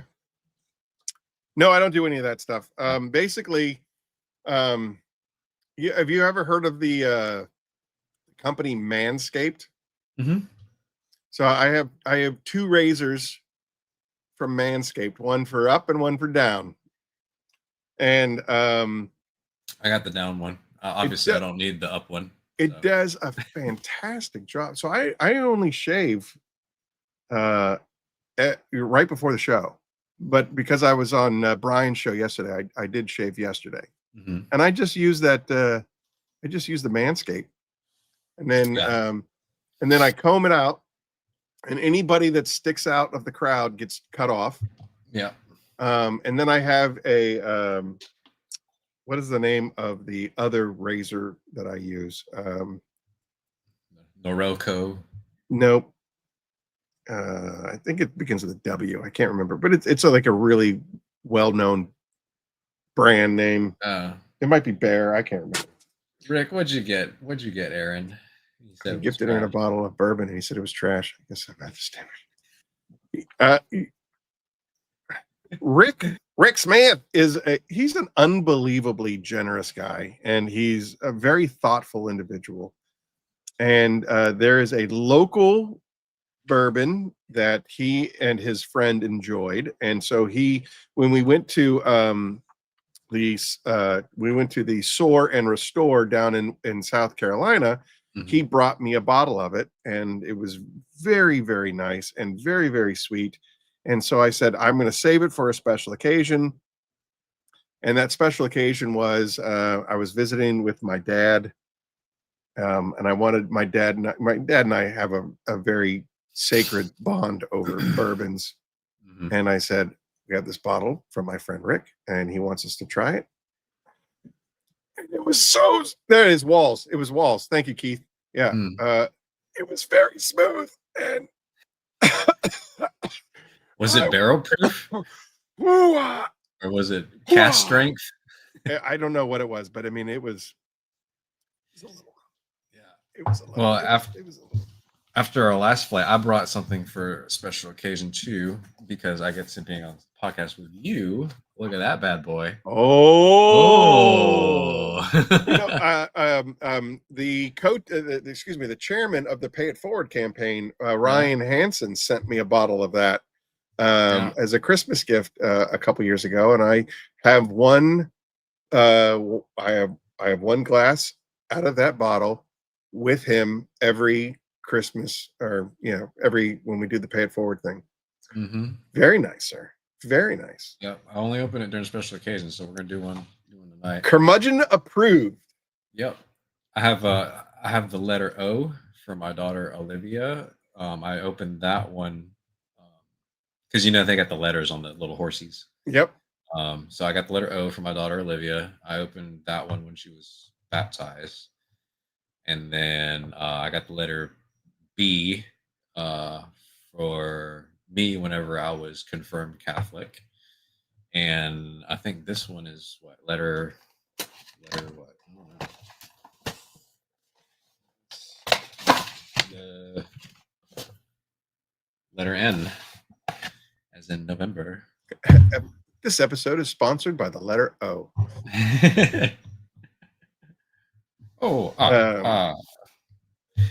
Yeah, dude, the wall is amazing. That's the razor I was talking about, is the wall. Oh, the wall. And it has I have the big razor for like cutting hair, and then I also have the beard trimmer, and it has settings. So I set it at number 3 for the sides, and set it at 3 for this part of the beard here.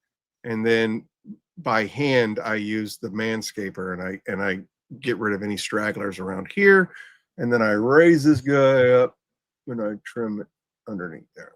So, yeah, wall that's my process. Yeah, wall is fantastic, and I've had it for over a decade, and it just like Enthusiast just said, it just refuses to die. It's fantastic. So anyway, all right. So I get finish this orange. Not big. The orange. What do you think about that orange aftertaste?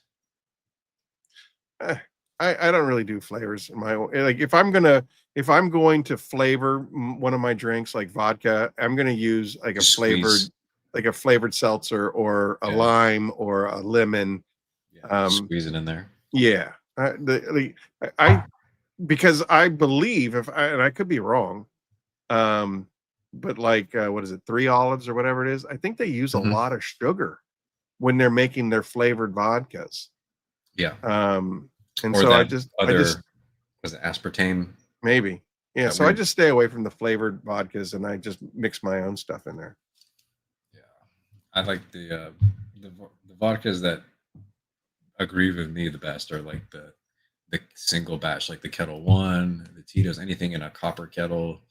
Yep, there you go. I couldn't find that one. I was told that this one here is the Rolls Royce of vodka. Yeah, that one is pretty good. Is it? I've never had it before, but I was told like this is like in a bigger size, it is crazy expensive. It's about $60, 60, 70. Yeah. Nothing's too good for the corner. I'm just saying. No expense when it comes to you. All right.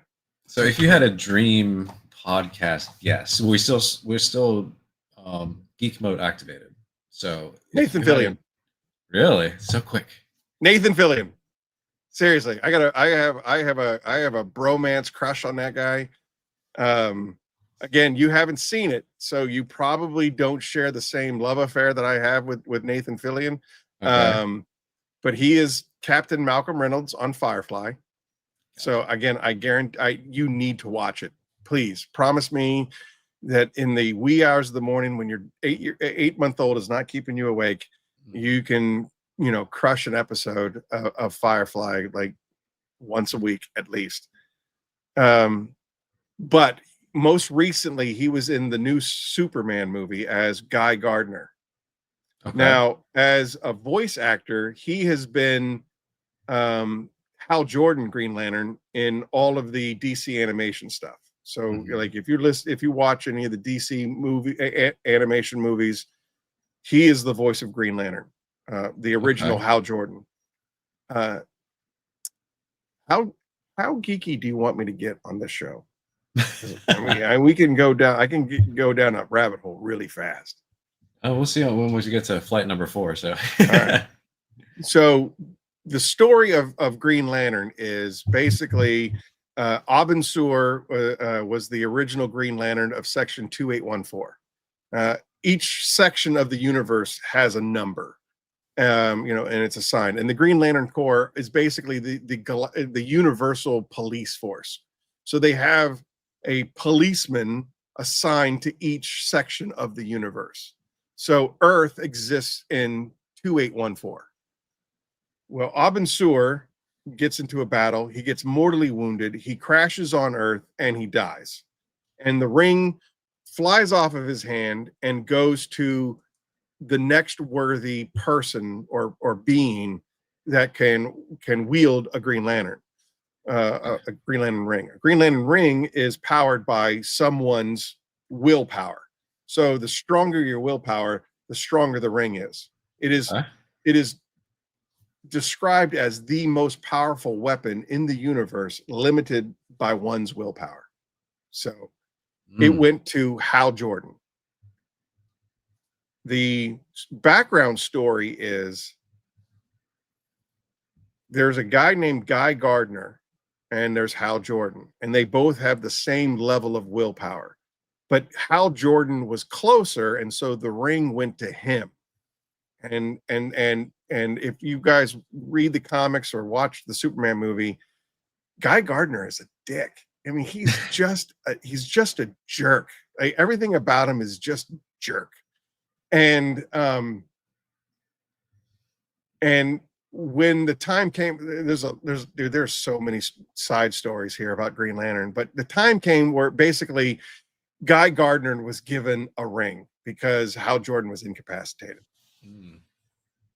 And so now he's part of the Green Lantern Corps, and he is one of the police officers of Sector 2814.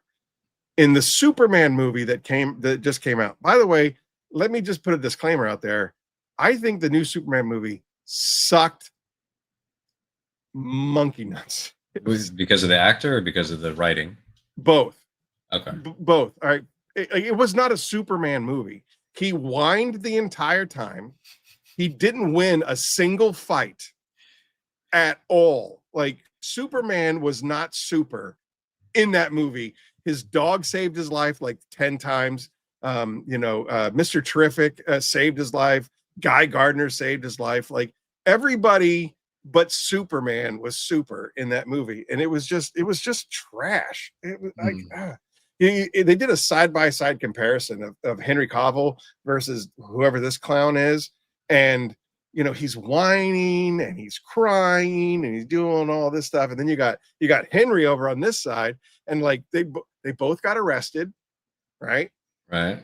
And when he got arrested, he's like, I was doing my best. I was trying to prevent war, blah, blah, blah, blah, blah. And when he got arrested, the general was like, how can we trust you?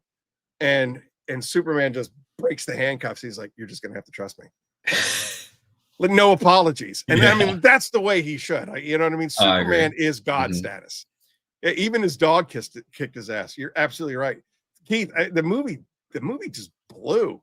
David Boy says Woodford Reserve that's a good one. That's the official bourbon of the Kentucky Derby, actually. So what is it? David Boyce, he said he likes Woodford when we were talking about bourbon earlier. Yeah, David, you're also right. Yeah, Ryan Reynolds. We don't talk about Ryan Reynolds' Green Lantern. The self-deprecating humor that he does about that movie is so funny. Exactly, especially like Deadpool 2. Yeah, sorry. Green Lantern. Sorry. But anyway, to come full circle, Nathan Fillion plays Guy Gardner, which again, he's known for being Hal Jordan in all of the animated stuff. And so when he was cast as Guy Gardner, I was like, oh, you sons of bitches. But he pulled it off so perfectly. He was the perfect Guy Gardner. He was a dick. And it was awesome. He's making, the Green Lantern ring makes constructs. So there's actually 3 Green Lanterns from Earth. There's Hal Jordan, there's John Stewart, and there is Guy Gardner. John Stewart was a Marine sniper. And so all of his constructs are like precise engineered, machinery that does whatever. And then, Hal Jordan, he's a very flamboyant flyby, very cocky, very just self-assured, and so his stuff is like, he'll throw a Green Lantern baseball at you or something like that. Well, Guy Gardner's making middle fingers, stuff like that. He's doing crazy things like that. So anyway, Nathan Fillion would be my absolute, if I could interview him, that's very selfish. It would do nothing for Curmudgeon's Corner. It would do nothing for Curmudgeon's Corner. But if I was doing it for Curmudgeon's Corner, I think it would be Joe Rogan. That would be a good one. Yeah, I think it would be Joe Rogan, only because Neil deGrasse Tyson would be mine, probably. Well, that's the thing is like Joe Rogan has interviewed all those guys, so I feel like I've already seen their interviews. Okay, that makes sense. I think Brian Cox blows Neil out of the water. I haven't seen any stuff. I have to check him out. Brian Cox, he is a astrophysicist. He is a professor over in Oxford University in England. I listened to his podcast with Joe Rogan probably 5 times because he is talking so far over my head that I had to go back and listen to it just to like, wait, what was he talking about with that? I mean, he's talking about, the varying speed of light. Are you familiar with the varying speed of light? I mean, there's only one speed unless it's being obstructed or bent. I don't know. Think of a light wave as being a train. Okay. And you are at the back of the train. And the train is shooting across the train tracks at 80 miles an hour. Right? You're on the train at 80 miles an hour. You start to walk to the front of the train. You're now walking faster than 80 miles an hour. Oh, okay. So there are I'm starting to lose my cognitive abilities, but there are there are particles inside that beam of light that is actually moving backwards and forwards during that light wave. And so it's called the varying speed of light. You can theoretically move faster than the speed of light inside the beam of light. Okay. And it's bananas. And so if you look at the movie Matthew McConaughey, where he's the astronaut. Oh, I know which one you talk about. Apple juice is kicking in. Yeah, that's for sure. He comes back and his daughter's like really old. Yes, Interstellar. Thank you. Interstellar. There you go. Turbo 6, come to the rescue. Thank you. Yes, so Interstellar. So he's like, Brian Cox said it so beautifully. He was like, the price of moving at the speed of light is you can't tell anybody about it. That's the toll of moving at the speed of light, because of basically relativity. The faster that you get to the speed of light, the more time exists at your origin point. So basically, what happens on Earth, and you leave Earth and you travel at the speed of light, by the time you get to your destination, 400 million years have gone on back on Earth. So there's no going home. Like you can't go to the next system over, right? You can't go over to the next system. And I mean, you could be in another system even here within the Milky Way. You don't have to go over to the next galaxy. You can stay in the Milky Way and go to the next system over. But the price of going anywhere is you can't tell anybody about it. I was like, yeah, absolutely. I'm going to have to listen to you 5 times. Rick says, I was just like bourbon and occasionally moonshine. Dude, when I was up in West Virginia and we were fracking for natural gas, we lay down the rig and we skid it over, and then we stand it back up, and then we drill another hole, right? Okay. And when they lay the rig down, we went and played golf, right? And there was a golfer that was hitting on us behind us. So he's like, "Oh, just play on through, just go past us." He's like, "Hey, I'm thirsty. You guys got beer? I'll trade you." And he pulls out this mason jar, a White Lightning. And we were just like in the middle of West Virginia. We're on like the 10th hole, and we literally 2 more holes, and we couldn't anymore. That's how moonshine is. So that was like my first experience with moonshine. yeah. I mean, seriously, you might as well be drinking wild turkey. 110 proof moonshine. Yeah. Any dare to explain the attempt to put lightning in a bottle? I don't know anything about it, but I bet you my AI girlfriend knows. What? The bottle would melt.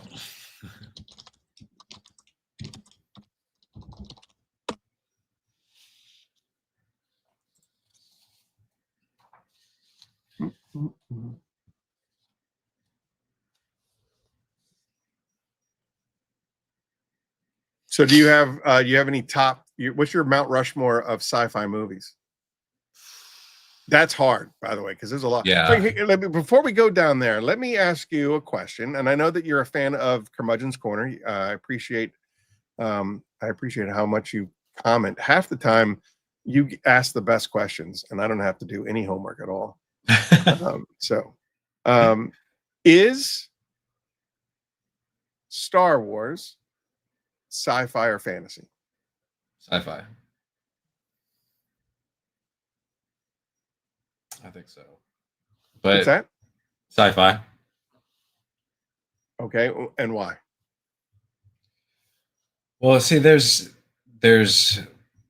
layers, because the fantasy thing you can't prove with, it's like objective versus subjective, as far as sci-fi and fantasy, right?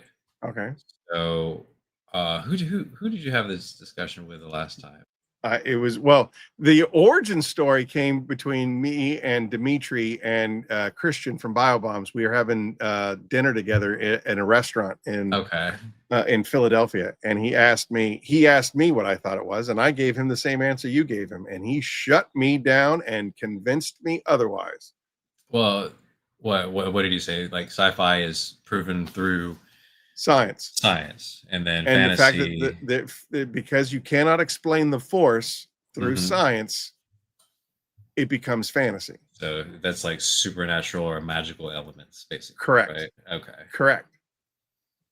To which I said, Gotcha. well, I mean, in episode, 1, the Phantom Menace, they said that the Force is caused through mitochondria, which is, organisms that live within inside the cell. So there you go. Oh, wait, But yeah. but you Metachlorine can't, levels. yeah, Whatever. metachlorian. That's right. So, but he said you still can't explain the phenomenon that, and I was like, you know what? All right, from now on, I'm going to say Star Wars is fantasy. Just so Dimitri won't jump on That's it right. again. Exactly. He's an engineer. He's smarter than all of us. So I just Yeah. have to take his word for it. Yeah. I mean, fantasy.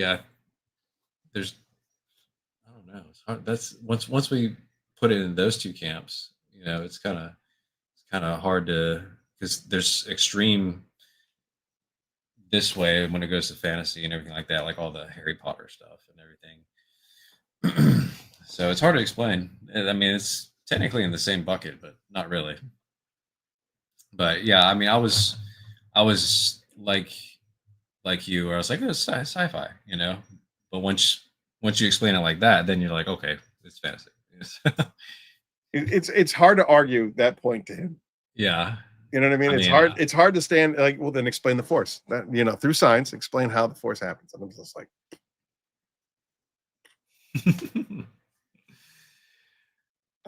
can you explain Beam Me Up, Scotty? Yes. As a matter of fact, Rick Smith, if you paid attention to the later editions of Star Trek, when old Spock meets young Spock, he explains exactly how teleportation works.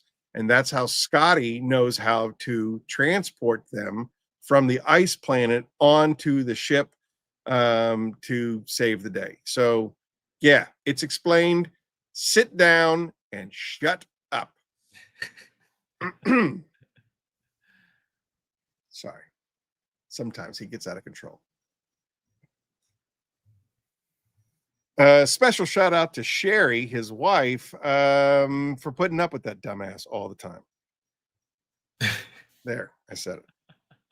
I don't apologize. So back to what I would say, 2001 Space Odyssey, probably. It was a slow build up, but it's still up there. Back to the Future, Blade Runner. What else? Now we're talking Harrison Ford, right? Right. That Blade Runner, and then. So, out of the 3 versions that are widely available, which one is the best? I still stick with Harrison Ford, and then no, I'm talking about the original Harrison Ford Blade Runner. Mm-hmm. They made 3 versions of it. There was a director's cut, a theatrical release, and I think there was, I want to say it was like an extended cut or something like that. I think I've only seen the original one. I don't think I've seen any of the other variants. So, well, then good, because the original is the best. Okay. The original, what was so great about the original is like they were trying to basically leave it up to the viewer to determine if Harrison Ford's character was a replicant. And in like the director's cut, they shift one way, and in the extended cut, they shift it another way. But I love the idea of the original theatrical version, leaving it up to the viewer to figure out whether or not Harrison was a replicant or not. David, I haven't seen the 1960s version of Lost. Oh, I totally have. I loved it. Danger, danger, danger, Will Robinson. I've probably seen clips, but not actually the TV series. What else would be in there? Maybe the Star Wars and the Matrix or Inception. Yeah, Those are I pretty guess you good. could put that in there. Matrix is definitely on the Mount Rushmore. Mhm. I mean, that just changed the way that we went to the movies. Yeah, Terminator, Alien, Mad Max. 100%. You know, those are way up there too. Yeah. It's hard to just I don't know if hone it Mad in. Max is necessarily sci-fi. Because it wasn't That's really, true. there wasn't really anything high tech about any of that stuff. It was No, just a yeah. dystopian, a dystopian future and whatnot, a That post-apocalyptic. the Fury Road, I was really I impressed hated with all of how those. I hated Fury really Road in this last one. Yeah, I hated them both. the last one was worse than Fury Road. Yeah. Fury Road. Uh, but yeah, I would probably There's those two. Detailed Doug. We were talking about you earlier, Detailed Doug. Oh, that's right, we were. Uh, no, I can't. David Boyce, I cannot imagine. Thank you for sharing that. I cannot imagine Bruce Willis being in Blade Runner. Huh. He was cast? That's interesting. It's what he said. He was supposed to get the part.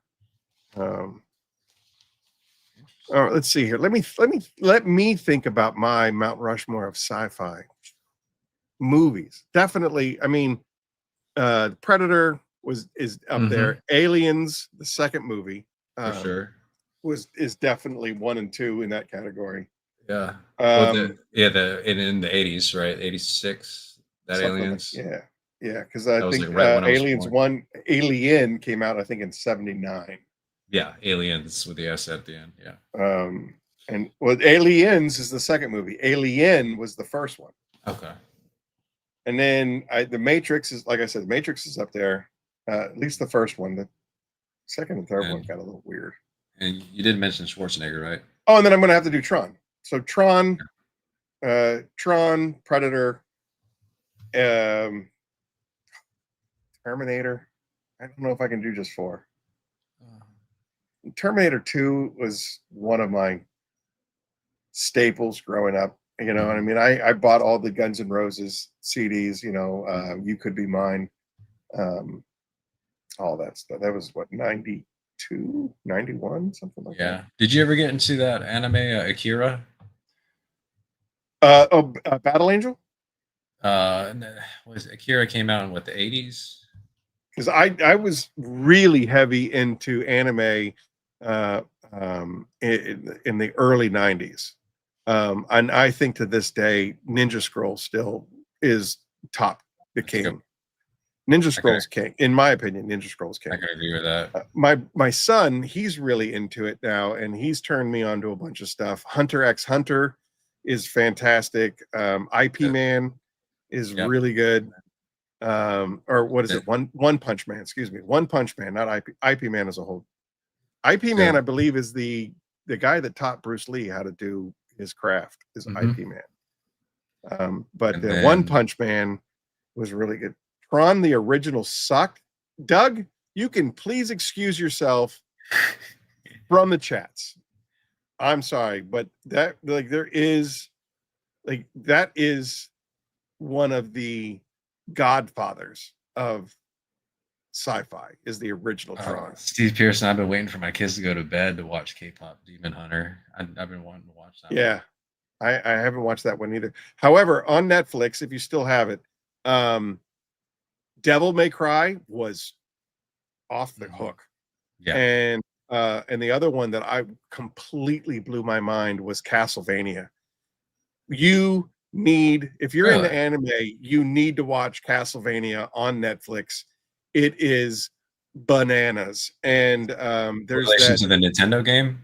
Yes. Okay. They're both they both mirror the Nintendo games. So Devil May Cry was from the Nintendo game, and Castlevania was from the Nintendo game.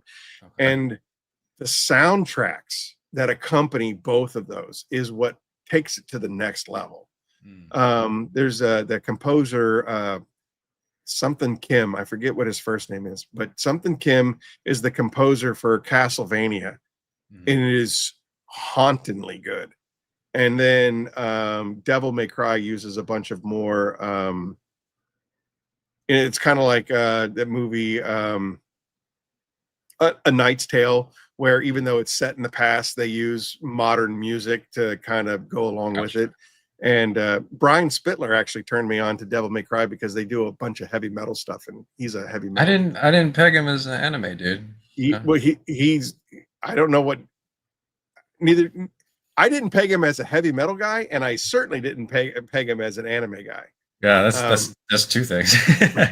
So he's like, there's a lot of heavy metal, and the show is great. And so I watched it, and I was just like, he was not lying. What about what was it? Tom Cruise and Emily Blunt, Edge of Tomorrow. Edge of Tomorrow. That was a good one. Yeah, I enjoyed that. It was a weird premise. Mm-hmm. I will say it's a really weird premise. But I enjoyed it. As you know, as far as action movies are concerned, yeah, solid action movie. RoboCop too. RoboCop's fantastic. People have heard this story before, but I was on a football team in high school. I played football, and I played the two positions that I played was left out and right bench. So spent a lot of time on the sidelines. So there would be like, so I had the gear on and the big pads, the shoulder pads, and you know, the sun would come down and there would be a shadow, and my shadow looked exactly like RoboCop. And so I would just walk around on the sidelines just doing RoboCop lines, you know, like, dead or alive, you're coming with me. Your move, creep. You know, just nonsense like that. Clockwork Orange was a little weird, but it was still good. Yeah. I do like cutting edge stuff. When you mentioned 2001 Space Odyssey, there was nothing like that before. You know what I mean? Like, you know, The Matrix, there was nothing like that before. It's, you know, that whole cinematography where he, you know, the bullets are coming at him and he leans back and the bullets go by, like that had never been done before. It's all cutting edge. And so I 100% can appreciate what you just said. Yeah. Aeon Flux, David, that was a good one too. That was a cool one. I would say, yeah, I think Conway said it earlier. There was Battle Angel, Annalita. Battle Angel is, it's up there. Should I ban him here? Yes, ban everybody. Ban them all. Yeah, Battle Angel. There it is. Alita, yeah. They redid it as a kind of like a live action crossover kind of anime, kind of live action. But the original, man, that was crazy. The original manga, early 90s, was just absolutely crazy.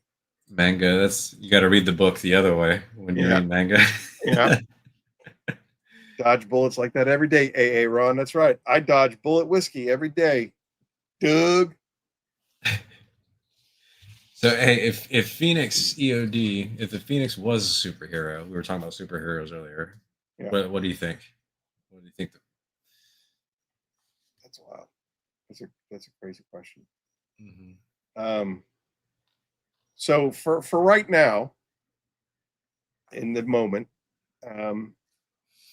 Phoenix is Aaron, right? I'm still directing it where it wants to be and where it wants to go. My favorite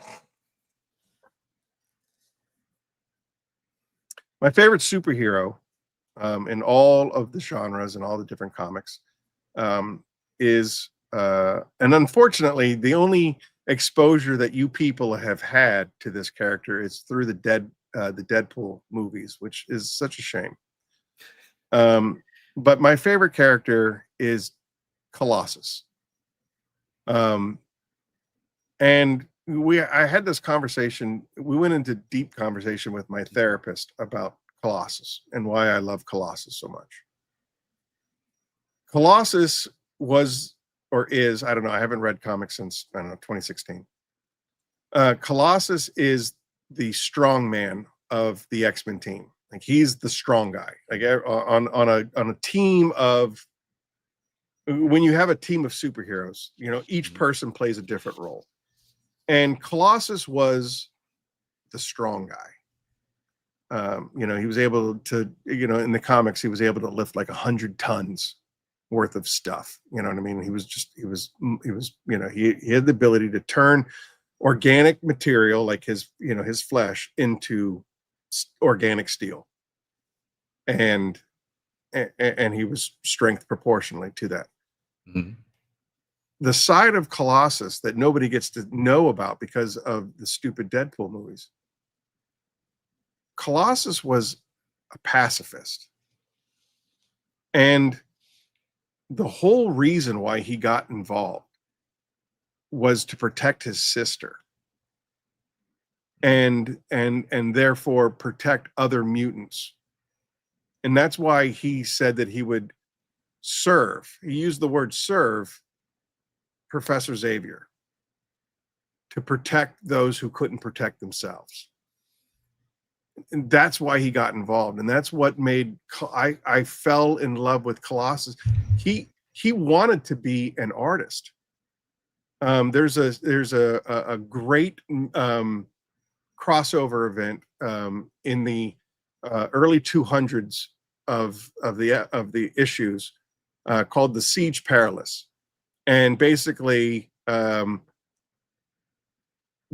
few remaining X-Men that were still X-Men got sent through the Siege Perilous, and they were reborn in their truest desires. And so Pietwar, who was born on a Russian, I forget what they're called, but they're these settlements that are designed by Russia. Mm-hmm. He was reborn as a New York. He was reborn as Peter, and he was an artist because that's all he wanted to do. I just want to paint, and I want to create beauty, and I want to share beauty with the world. That was his true mission.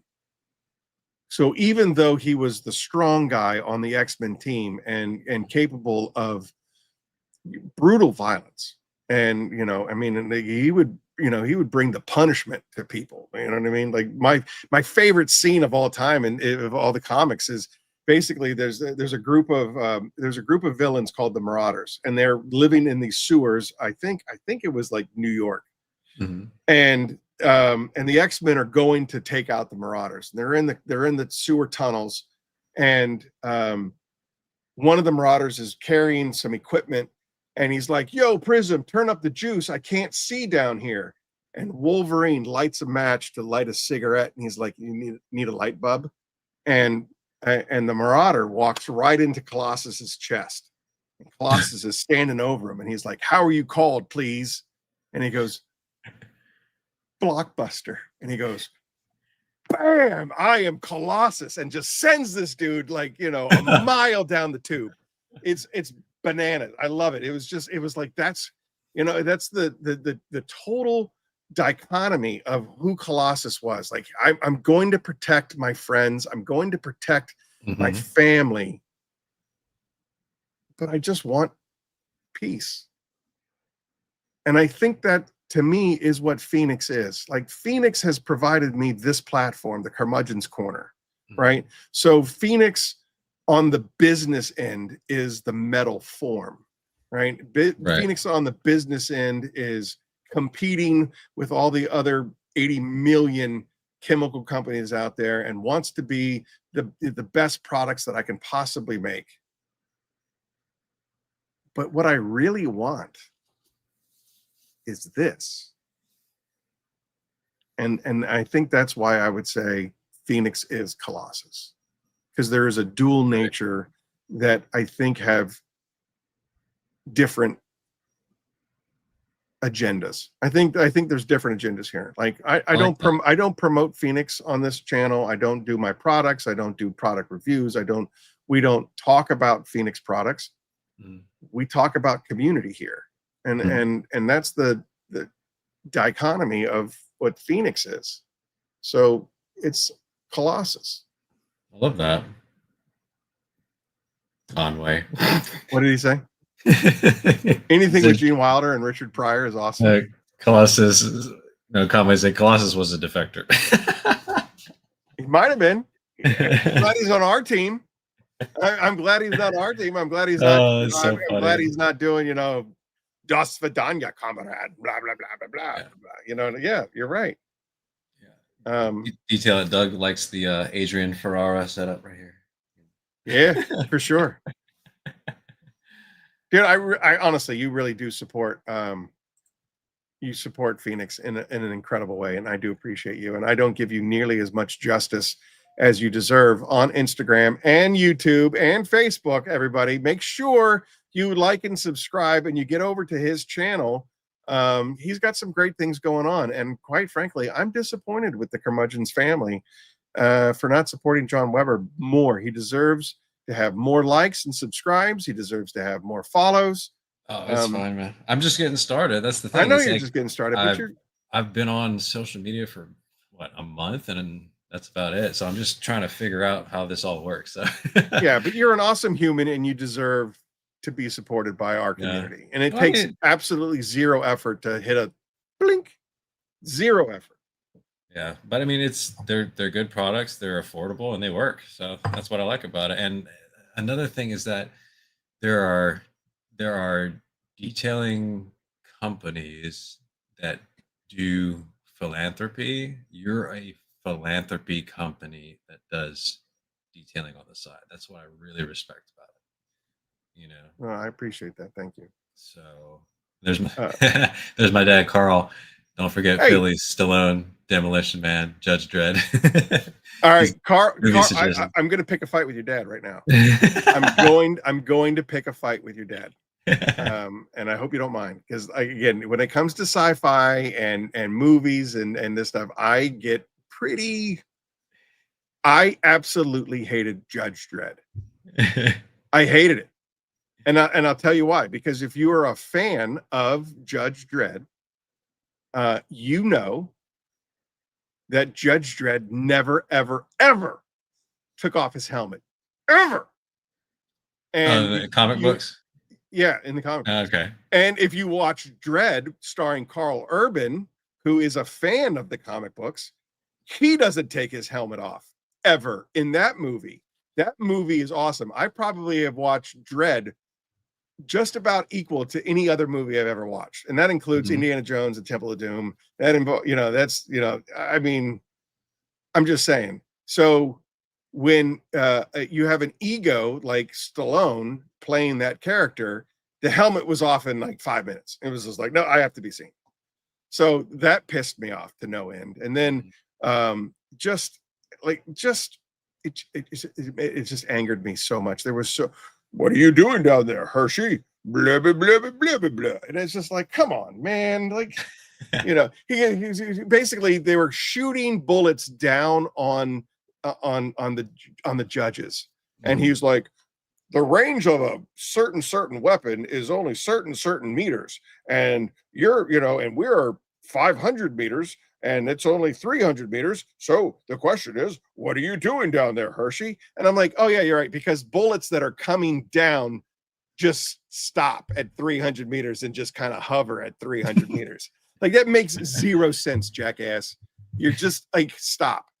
But Carl Urban was Judge Dredd personified. I mean, like, seriously, he was literally well. It was literally watching the comic books come alive. And there was a rumor for a very small time that Carl Urban was going to self-fund a series on one of the streaming platforms called Mega City One, which is where Judge Dredd operates out of. Mega City One. Mega City One runs from like Boston to DC or something like that. Mega City Two is all of the Los Angeles West Coast area. And then there's just vast wasteland in between the two. So yeah, it was called Mega City One, and he was going to fund the whole thing. And I mean, I was dying for it. I am the law. I am the law. Throw down your weapons. Detail it, Doug. Are you on YouTube? Yes. So I just started on YouTube. I took my 6 best videos on Instagram and I threw them on YouTube to see what would happen. So Yeah. I'm just getting started on YouTube. But yes, Detail It Doug. I Well, what am is on it? What's your YouTube channel? Same moniker. Guardian Auto Detail. So it's all in there. Let me see if I can find it real quick.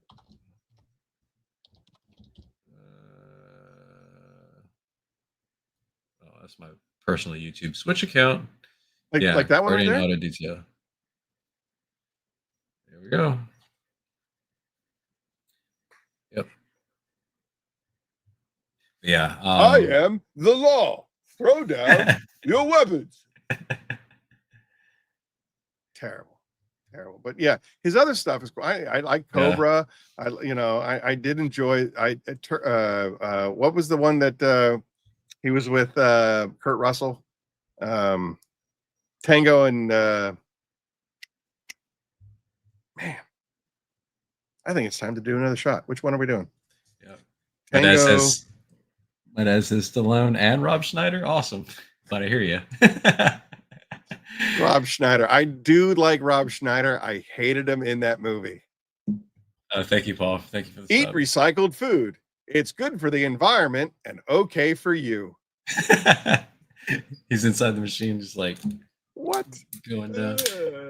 Turner and Hutch. No, All right, it was so not this Turner one? and Hutch. El Goosey. Oh, we're doing Goose. Nice. That's my last one, and then we're going over to the horsey. All right. The Bourbon. I got to be honest with you. I've been sipping on Svedka this whole time too, so it's not a 1-to-1 ratio that we're doing anymore. Bing. To your dad, Carl. To you, sir.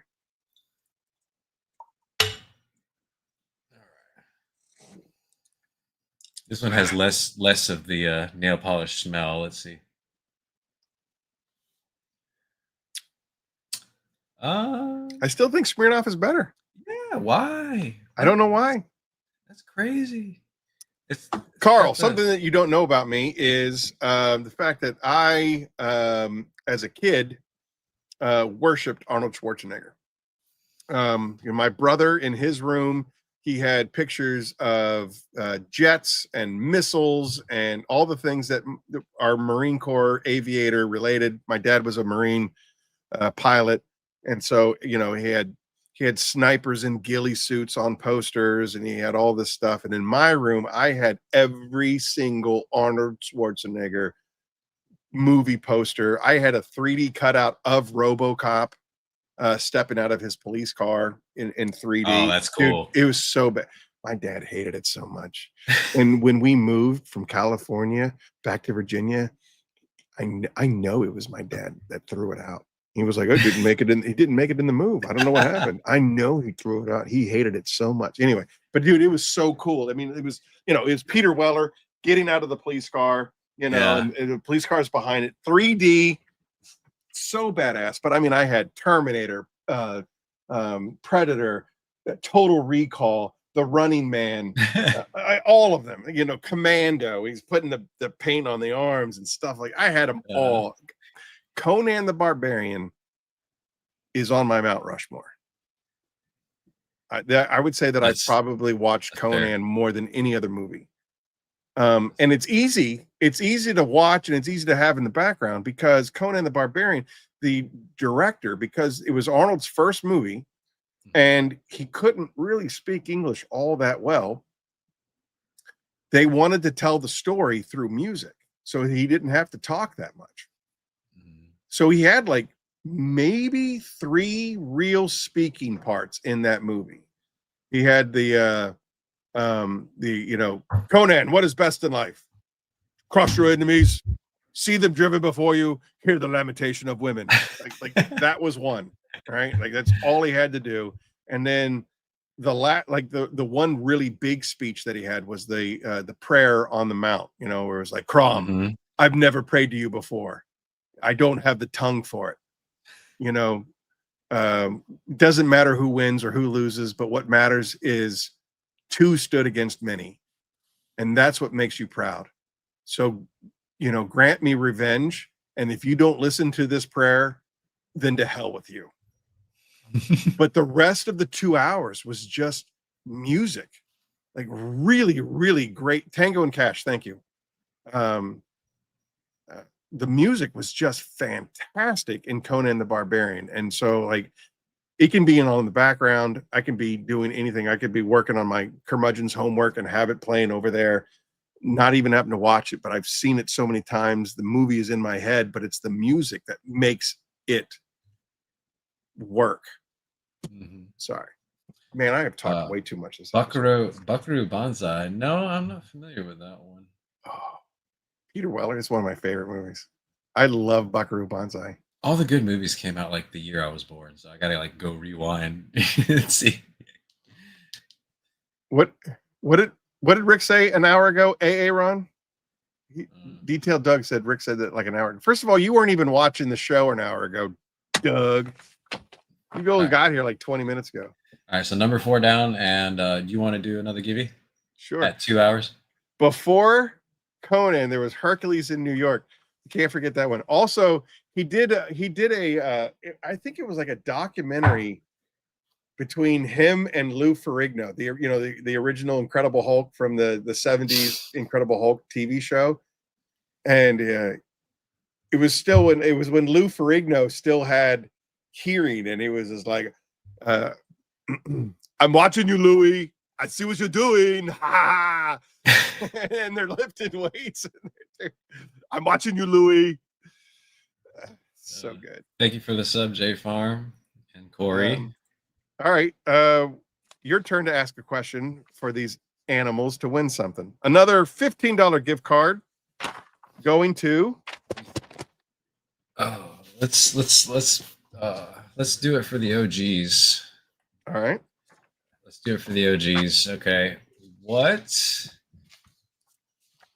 For the OGs that know Aaron, what sport does Aaron's brother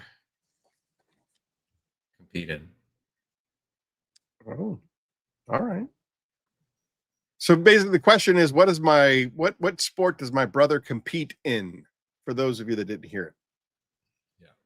Boom. Corey wins right out of the gate. Wow. First guess, number 3. That's correct. Everybody knows my stupid brother.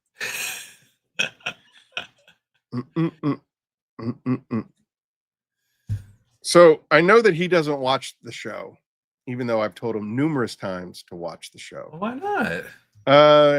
Because he's my brother. Okay. He did not do well in Korea. I'm sorry to say. Oh. I'm sorry to report that he did well. He's ranked number 3 in the United States.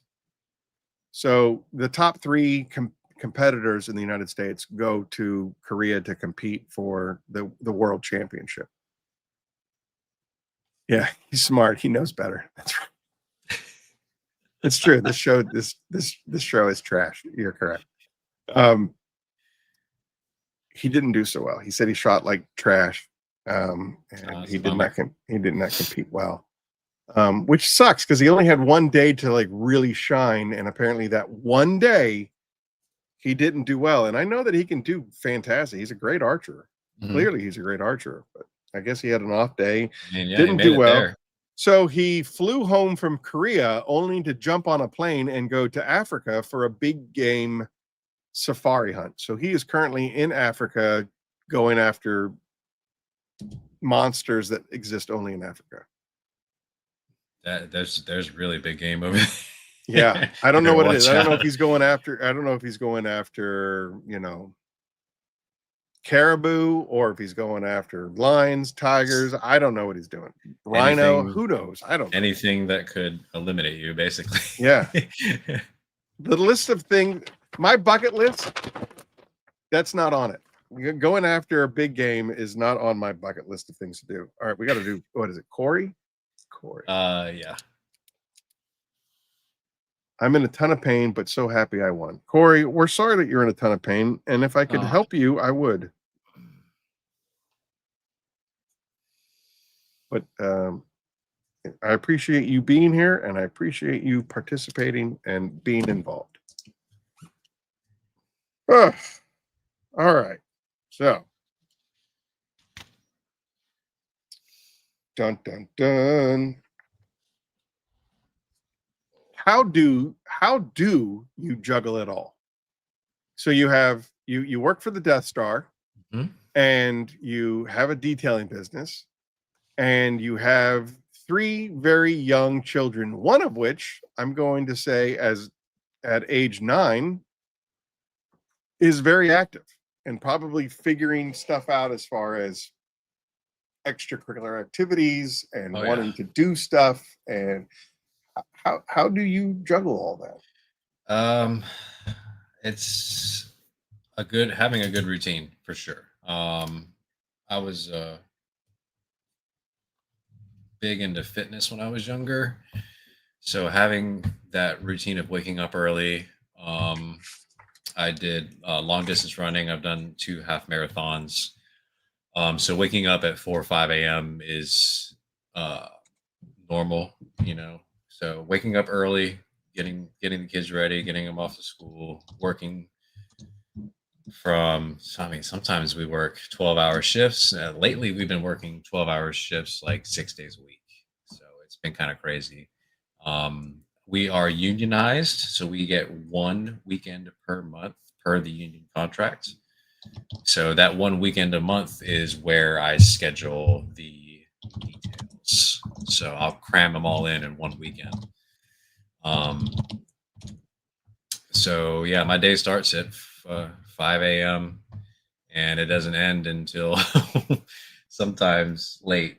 So sometimes I'll get home and then, you know, you got to do the dishes, clean up the living room, get the kids to bed, and then clean up around the house, get prepared for tomorrow. So it's basically not sleeping, Yeah. operating on 4 hours, 5 hours of sleep every day.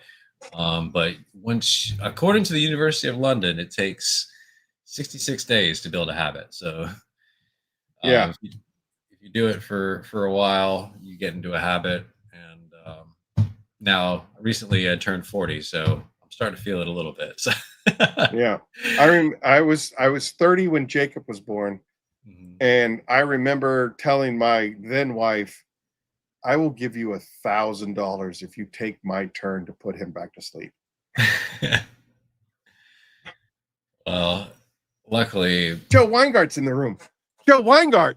oh, It's, there you go. he is he's one of my best friends in the whole world. But I mean, I couldn't do it without my wife. My wife lets me sleep. So whenever I do go to sleep and the 8-month-old wakes up, she does not wake me up. She lets me sleep. And Oh. that's like Bless her heart. Yeah. Yeah. I owe her a whole lot. I'm sure. So, but yeah, she's a nurse. She works for the hospital system. She was in the cardiac wing, working on hearts, and Well, now she's I thank her for her service for sure. yes, yeah.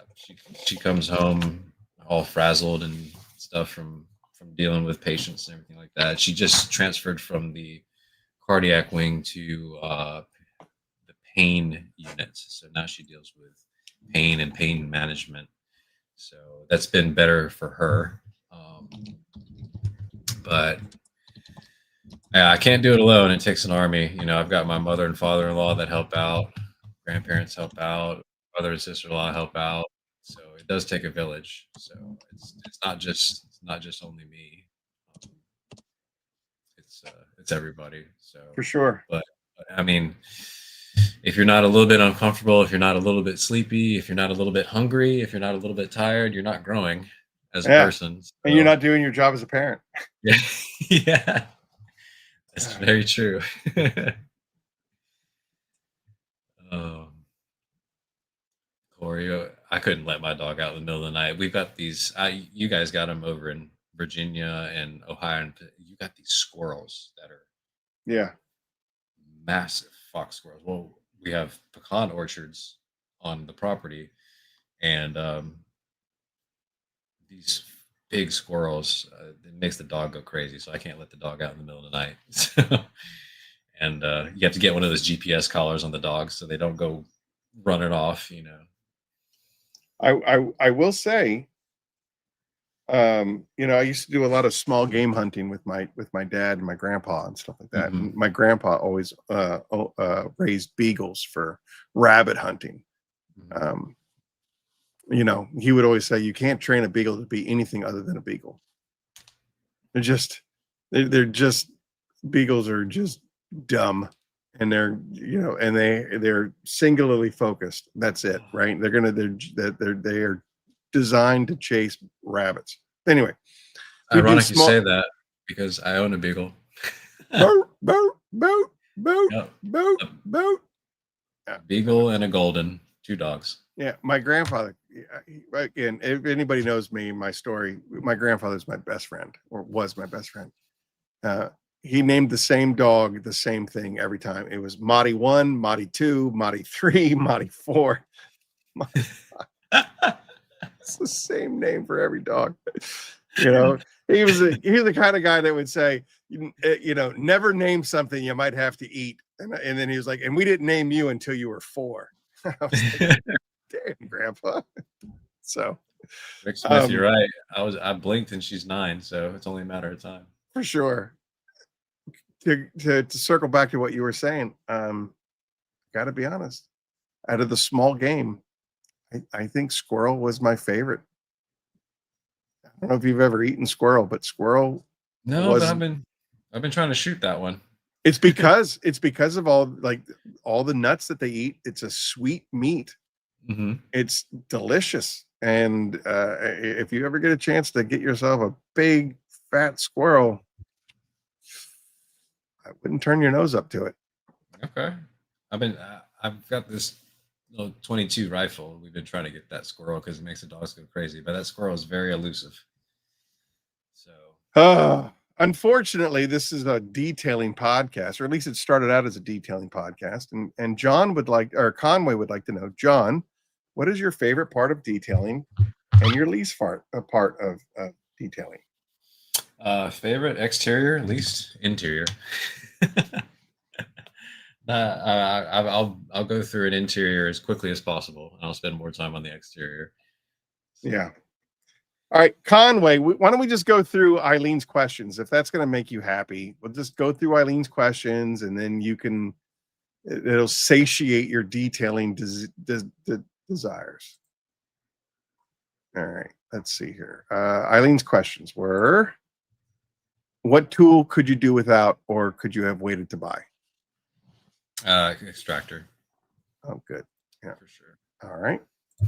What is one thing in your arsenal that if you were missing on a job, you'd kick yourself for not having? Compressed air, for sure. What is the one skill that you have learned that has proven to be the most beneficial for you as a detailer or as a business? Rinseless for everything. I mean, that Hydra on the inside, Hydra on the outside. It works so good. Thank you, sir. We tried really hard. He now wants to know, what's your favorite polisher? I was using Griot's. Detail Co. had a sale on the 25 millimeter, and that was my first time playing with a 25, that long stroke, and it works really well. So I was using the short throw Griot's for a long time, and I moved to the long throw Detail Co. one, and it's so much faster. Now it's not super high end. It does stall in a little precarious spots, but I mean, 25 millimeter stroke is game changer. So,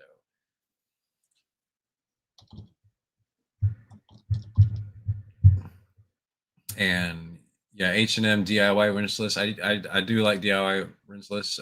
Hydra was just cheaper. Yeah, Hydra was cheaper and it works just the same. Yeah, better. I mean, it works better. As a small business, what has been the biggest challenge that you faced? What would be your best or favorite accomplishment? Oh, that seems like it's 2 questions wrapped together. 21, Corey. I'm sorry, 21 was a long throw. All right. As a small business, what has been the biggest challenge you faced? Small business, probably marketing. I'm learning that. I was first because, like we discussed, 90s was what, word of mouth, business cards, flyers, and Aaron's nickname. But That's why but we're yeah, best. That's why we're besties. You can't have a best friend if he doesn't cut you. but yeah, biggest challenge, yeah, because I'm just starting out on social media. It was literally word of mouth, business cards, flyers, stuff like that. So, favorite or best accomplishment to date? Regarding your business or because of your business? Being recognized by Phoenix, that was nice. You know, this is my first podcast ever. Aaron was my first follower ever. So, there you Well, go. I mean, dude, I like.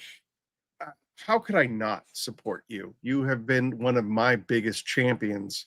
And again, I owe you so many apologies for not being able to repost and comment and like the way that I would want to.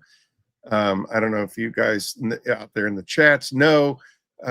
Mandy had to take another job that paid better. She is a young 20-something that lives in the city of Philadelphia, and that has got to be one of the most expensive and brutal existences that you can have. And so she had to take another job that paid better. And she still helps me from time to time, but she really helped manage most of my social media and was able to at least, like and repost stuff. Mhm. So it's fallen on me again. And John, you post such amazing work, and you do such amazing things with our products that I would feel I've been giving you a disservice.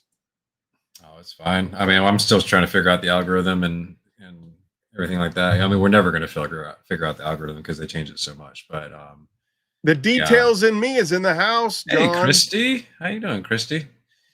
Christy, I'm gonna be in California in March, so Got to connect. yep. All right. What social media platform have you had the most success with? Instagram for sure. As far as number of views and likes and everything like that. So, What is the weirdest thing that you found while detailing a vehicle? Weirdest. Oh, what was it? It was a Zippo lighter with like a pinup girl, and it was very detailed. So that was weird. Most of the time, it's in Alabama. It's bullets, weapons. Yeah. So. I went fishing with my dad in Montana, and we stayed the night in Big Timber, and then in the morning the next day we had to drive over to meet up with the outfitters. And and so he gives us our instructions, and he's like, all right, everybody load up in the pickup trucks and so on and so forth. And we climb into the pickup truck, and he just pulls a 9mm out of his back belt and just tosses it up on the dashboard. And then we're off and driving. And I was just like, oh man. If it wasn't for the fact that Montana was under snow 10 months out of the year, I would live in Montana for sure. That's beautiful out there. It's so amazingly beautiful. And, it's called Big Sky for a reason. But just absolutely breathtaking. And it looks like Jay Farmer has been to Big Timber. It's fantastic. It's like one of those old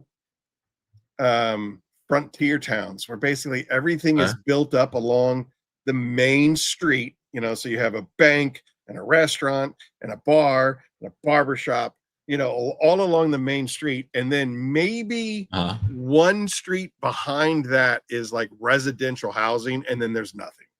Wow. It's just awesome. And I just that lifestyle appeals to me so much. Christy, March 28th at the Ebel Club in Santa Ana. My aunt and uncle live in Orange. So I think Christy's north of you from there. I think she's like fairly north of you from there. Okay. All right. Have you ever had a customer that expresses unrealistic expectations of a detail? No. What I found out, I mean, in the demographic of Southern Alabama, you really can't do the large, $1,500 paint correction and ceramic coatings. I mean, the due to the demographics and income and everything like that, you're looking at, you could put wash clay, polish, put some Chronos on it for maybe $900. So it's a different demographic down here, different income levels. So as far as being unrealistic, nobody's been really that unrealistic, because they're just blown away by the before and after. So not really. If you had 3 to 5 different detailers that you could work with on a project, who would they be? Ooh, probably Kilmer for sanding. Probably LaCroix, Yvonne LaCroix. Who else? One, two, maybe Noxie. Noxie would be a good one. Both him and Kilmer would be good. And I don't know. Does McGuire's? Does he still do anything? Probably not. I doubt it. Yeah, I mean, his products really got me into it. McGuire's a long time ago. In the all right, so moving now that we've taken care of all of Conway's detailing nonsense, And Conway, of course. of course Conway, of course Conway. We're coming up on the third hour.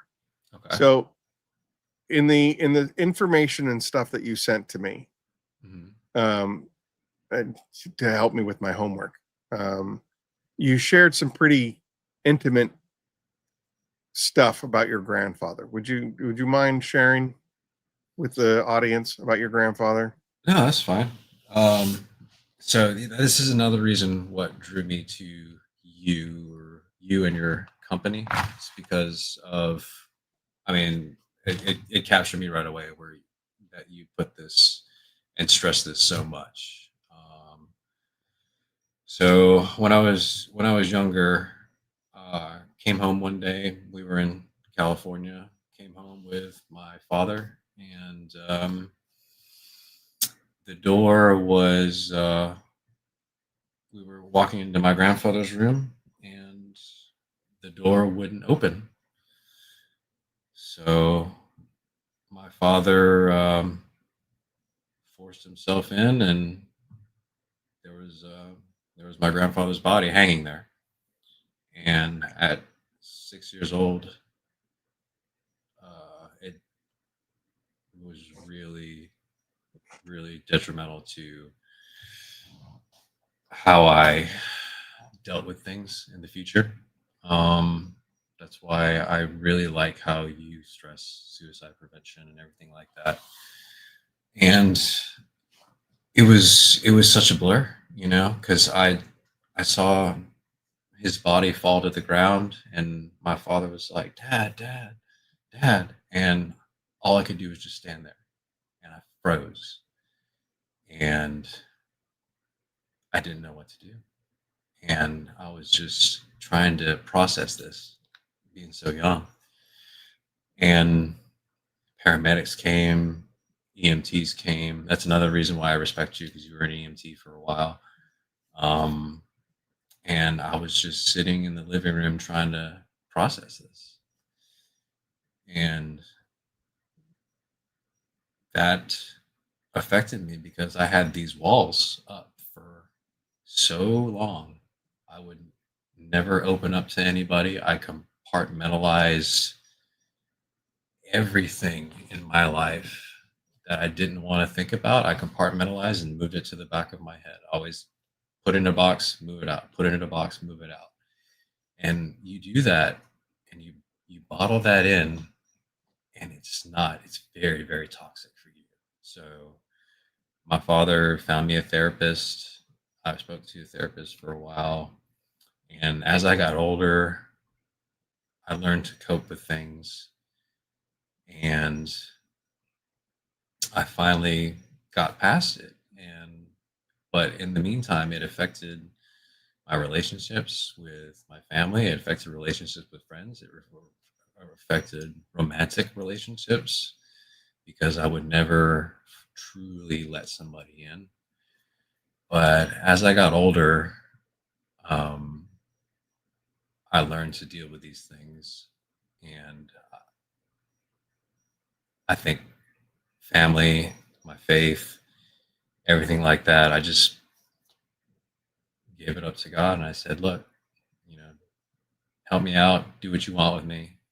And I think I've become a better person once I just let go, and I just broke down the walls. And it took a long time to let people in, to really open up and really let my feelings out. So um, I mean, that's another reason why I really like Phoenix, and what you guys do, what you stand for. So that's my story about that aspect of my life, and I've become a better, stronger person since then. So John, thank you for sharing. Um, yeah, it's I've never I obviously I've never met your grandfather, and it happened years ago. But um, it's a very familiar story, and I'm so honored that you would share that here on Curmudgeons. And that is something that we talk about a lot here, obviously, as you've already stated. So thank you for your bravery to share that. oh, no problem. I mean, before I would never talk about this. I mean, I would just I had this bottled up for years until I really figured out that it's very toxic, and it's good to open up. So there's my dad. Very proud of him. Yeah, you're an amazing human being, and your capacity for love is evident in the way that you carry yourself, the way the way you talk about your family, the way you talk about your faith. Um, I, I'm I'm honored to have you on the show, and I'm honored to call you part of this family. You are the kind of human that we're looking for, I appreciate that. and I Thank you. appreciate you. Um, so as we're approaching the third hour, uh, we do want to talk about a mental health situation. I mean, that's what we do, and I think last week we talked, or last Curmudgeon's Corner, we talked about um, how many people we lose every second, every minute, every hour, every week, every month, and every year to the darkness. And that's what I call it the darkness, because that's exactly what it is. And my devotions this morning um, came out of um, Psalm 88, and Psalm 88 is considered to be the darkest of all the psalms. And in it, the author of Psalm 88, yeah, he cries out to the Lord, and he listed all of these things, of all of his afflictions and all of his, all the things that were, and at the last sentence of Psalm 88 is, the darkness is my only friend.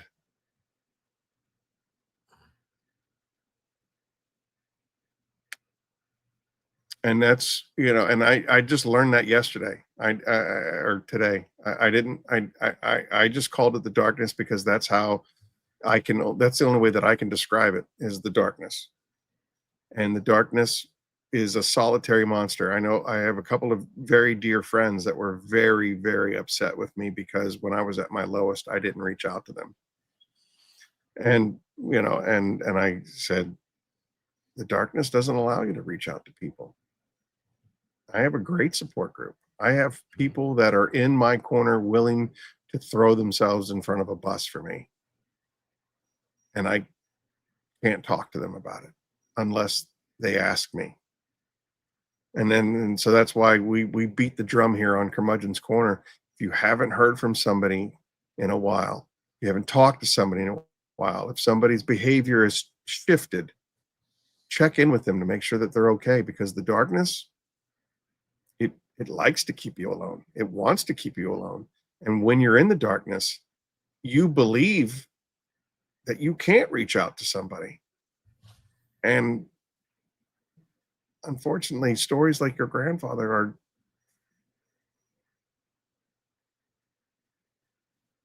I shouldn't, I can't. Anyway, so here we are. Got to run. Hey, Conway, thank you so much. Thank you so much for being here. John, thank you so much for being here. I'm going to switch sides of the camera real fast. Okay. All right, so here we are. We'll get to, let's see here. Let me go through all the rigmarole. All right, so we are really 1 month away from the big powerhouse of the Pay It Forward campaign. Right here, yep, that's it. This, if you scan this this code, if you scan this code, it goes to the GoFundMe page, our GoFundMe page. Kiev from Cars with Kiev has donated so much stuff, and we're getting chemicals, we're getting all kinds of things donated to us on a weekly basis. Stuff keeps coming in, and it's awesome. We're getting chemicals, we're getting ozone machines, we're getting all kinds of stuff that's just being sent to us, and I will not be able to ship it all. We have, I think we've raised $1,200, and I'm anticipating something like, I think closer to $2,000 to ship it all out. Everything last year that we shipped out, which was a crazy amount of stuff, cost us $1,300. And between Kiev and X's and O's and Papa Smurf and I believe it was Kimberly MC, they all sent in money to help us ship stuff. We were able to cover the shipping costs. This year, it's going to be easily over that. We're at 1,200 right now. We need to be somewhere in the neighborhood of at least 2,000. And so if you guys can scan that little code and donate, it would be greatly appreciated. I opened up this show by stating how great of a week that I had. I had a guest, or I should say, I had one of our community members come visit me in the warehouse. He's from Oregon. He has family in the Philadelphia area. He flew in to see his family, and he asked if he could come by the warehouse, and I said yes. And then I put him to work as soon as he got there. We were having this great conversation. We were sitting on the, he was sitting in the chair and I was sitting on the couch, and we were having this, like, I don't know, 2-hour conversation. And then I was like, dude, I got to get back to work because I got to handle this Thor. I'm doing 3PL for Thor. 3PL is third party logistics. Basically, all of their international stuff comes to my warehouse, and then I ship it to Amazon or to Chicago where they dwell. And I was like, I got this big Thor order that I got to process, dude. So I kind of got to get moving. He was like, well, I got 2 more hours. How about I give you a hand? And I'm like, you want to give me a hand? I said, you should have been here yesterday. I had everybody on deck, but today I'm flying a little, I'm flying a little light today. And he jumped right in and we knocked that stuff out. It was awesome. But anyway, he left me a card. And when I read it, I was moved, and I asked him, I texted him and I said, can I read this on Curmudgeon's Corner? And he said, absolutely. So if everybody here will indulge me, I'd like to read this card that he left for me. It says, Aaron, I want to take a moment to thank you for your generosity and the outstanding effort you've put into organizing and running the Pay It Forward campaign.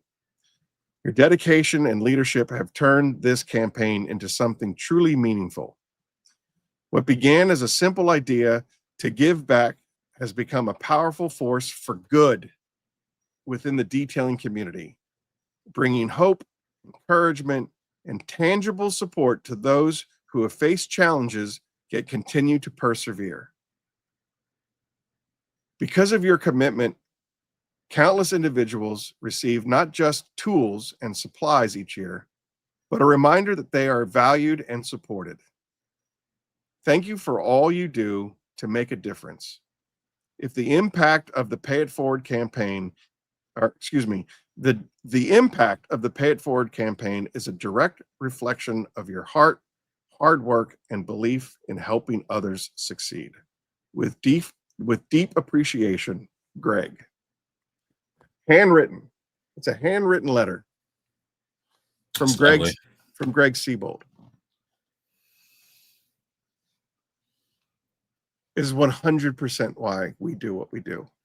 And as much as I'd love and appreciate him and the letter that he wrote, it's the community. It's the community that rises up every year to do this together. It might have been my idea, but it's the community that makes it happen. And I can't do it without you guys. I can't do any of it without you guys. And so I want to share my appreciation with you guys. I want to share my love for this community. It is what fuels me. It is what gives my life purpose. Now that my son is grown and has a dumb girlfriend and is, doing his own thing, and he doesn't need his old man anymore, one seeks for a purpose. And this community has become, definitely has become my purpose. And, like we talked about earlier, as Colossus, Phoenix can do its thing and be Phoenix, but Curmudgeon's Corner is my purpose. And John, I'm so grateful that we've gotten to know each other. I'm so grateful that you're on this program. I'm so grateful, me too, buddy. So grateful for you to share your stories and from one brother to another. I love you and thank you for being here. I love you too, man. And I mean, thank you to Keith. I mean, I saw the pictures. Keith donated so much. He's much. Yeah, and thank you to J Farm and Christy and Corey for all the nice comments and everything. Rick and everybody. So I really appreciate you guys, and I really appreciate you, Aaron. So. Yeah. All right. So yeah. All right. Rick Smith wants to plug Adam Blevins. He just started his new podcast. Welcome to the Shift Show. He was on he was on episode 58. He was, I would say Adam marked the turning point of Curmudgeon's Corner, where we're going to start focusing on stuff outside of the detailing world. Yeah, this was nice. We only talked about detailing for just a little bit. We just kind of, I love this. Yeah, I this honestly, nice. I love this. And the fact that you're willing to go along this psychedelic ride with me, I truly appreciate. Yeah, we appreciate you coming in, John Weber. Yeah. All right. So pour number 5. Pour number 5. What? I'm going to go straight to the Belvedere because I was told that this is the Rolls Royce of vodka. All right. I'm going to have to do this on No Direction Detail with Brian. See if I can't get him lit. What kind of guy is he? Like, is he? He's a teetotaler. He like beer at best. We'll go to lunch and he'll have a beer. Oh. So I don't think I've ever seen him do spirits at all. Get a bunch of Zimas. So I'm gonna bring 8 bottles on the next No Direction Detail and plan on just sleeping it off in his shop because I don't think he could handle. I don't think he'd handle one of these, let alone 8. Yeah. All right. Clinky. Clink. Cheers, brother. Thank you so much. No problem. Thank you. Appreciate you too, Umberto.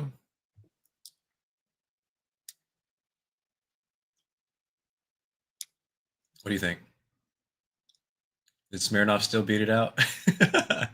What was it? Was it Smirnoff or no? Yeah, Smirnoff. Yeah. What the I mean, rest it's of them? nothing special. Yeah. It's all. I mean, it's Did it have that nail polishy kind of? no, it's pleasant, Okay. but I mean, it's nothing. Like It's I'm not not. going to spend $1 billion on this when Svedka for $20 does the same thing. Mm-hmm. Yeah. It's all right. And actually, Belvedere has a lower end line called Sobieski, which also has a red label which looks exactly like Smirnoff, and it's cheaper than Smirnoff. It's called Sobieski. Sobieski. Yeah. Sobieski. Mhm. Uh-huh. All right. Let's wrap this pig up, shall we? Yes, we shall. Okay. So anyway, if they want to find you, where can they find you, sir? Guardian Auto Detail on Nextdoor, LinkedIn, Facebook, Instagram, and just on YouTube. And I'm gonna try. I'm gonna try the Tiki-Taki. I'm gonna try it. Yeah. So I got to figure out all the other ones first. So. Yeah, my AI girlfriend actually, when I do those clips, it sends it to TikTok, it sends it to Instagram, sends it to Facebook, sends it to YouTube Shorts. It does all that stuff for me. I gotta make my own AI girlfriend then. Yeah, you definitely do. We can talk about it backstage after the show's over. It definitely, and that again, that was all because of Christian from BioBombs and Jamie the Cleaner over at Jamie the Cleaner, the House of Rags. All righty. If you guys still want to send in stuff, we're still accepting some things all the way up until about Thanksgiving, and then I have to lock it down so that I can figure out who's getting what and what's going where. You can send donations, slightly used or new stuff that you want to clean out of your garage. You can send it to Phoenix E.O.D. 404 Bloomfield Drive, Suite 1, West Berlin, New Jersey 08091. Again, you can go to this website, the our GoFundMe page, or you can click on there it is, that QR code, and basically donate. We are still a little shy of what we need, and there's only a couple months left, so I'd really like to lock it up because my anxiety is out of the control of how I'm going to pull this one off. Now that Eileen stepped out of the limelight, what would happen is I would do a spreadsheet and I would send it over to Eileen, and then we would do all the nominations, and then the judges would get together and we would talk about, order of need, and then Eileen would be able to divvy it all up. My dear friend Rick Smith, he said that he would help me out with that capacity this year, because honestly, I have no idea what anything is. If it doesn't come from Phoenix COD, I have no idea what it does.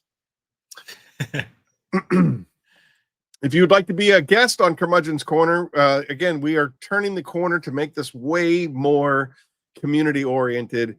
Everybody has a story, and I want to hear it. And I think that shows with a lot of our guests, some that have been reluctant to be on, and once they get here, it's a great show. It's fun. Thank you. And I really appreciate you. You had zero hesitation. You were like, I want in, win, Aaron, win. So, John, thank you for being here. Honestly. No problem. All right. Eileen has turned over the reins to me for the Instagram Curmudgeon's Corner podcast. So it is going to be populated with upcoming guests and information and news and stuff like that. So make sure that you tune in or you subscribe to the Instagram Curmudgeon's Corner pod, so that you can keep up to date with what we're doing here on the corner. All right, now for the heavy stuff. Suicide prevention and crisis counseling resources. If you or someone you know is struggling with suicidal thoughts, seek help from a professional and call 988. The United States' first nationwide three-digit mental health crisis line, 988, will connect callers with trained mental health counselors. Or you can text HOME to 741-741 in the US and Canada to reach a crisis text hotline. You can also visit the apa.org /topics/crisis-hotlines to connect yourself with a resource to anything that you might be experiencing, be it physical, mental, emotional abuse, substance abuse, gambling, whatever ailment afflicts you, there is access and hope. You are not alone. You are not alone. We have a South Coast distribution. I am detailed AF at .com. Southeast distribution. Man, this vodka's hit me hard. I am junking everything right now. West Coast distribution. I am detailedaf.com. Southeast distribution. shineyourlightdetailing.com/store. And then, of course, my dear friends, Eddie and Jamie over at the House of Rags. Everywhere else you are, they're taking over the world in Australia, Japan, Korea, UK, you name it. That's where they are. So go to thehouseofrags.com. And that's it for them. So here we are, 64 in the books. John, thank you so much for being you and for sharing your story with us. Thank you. And for the rest of the Phoenix family out there, I see you, I hear you, and I love you. We're in this together. Have a great night. I'll see you in 2 weeks. Oh, we got a great show in 2 weeks. We got Tracy Beans. I have been so excited to talk to her. She used to work for, I think she might even still work for Maha, Make America Healthy Again. Nice. She is the reason why I am doing this carnivore diet. She's the reason why I've lost all this weight. She is, you want to talk about a wonderful human being. I love her, and I cannot wait to talk to her about all things not detailing related. All right, everybody. So until in 2 weeks, we'll see you. It's going to be a fantastic ride. We got SEMA coming up after that, and then the show on the 8th of November is going to be just me and my dad, who is accompanying me out at SEMA. We're going to do a SEMA recap, and I want to see my dad's perspective, and I'm going to ask him a bunch of questions on how he reacted to SEMA and all of those things. Nice. Masters of the Shine, thank you for coming out. Ghost, great to see you. Everybody, on a Saturday night, you could be anywhere, but you're here on the corner. I appreciate it, and I love you, and I'll see you in 2. Have a great night, everybody.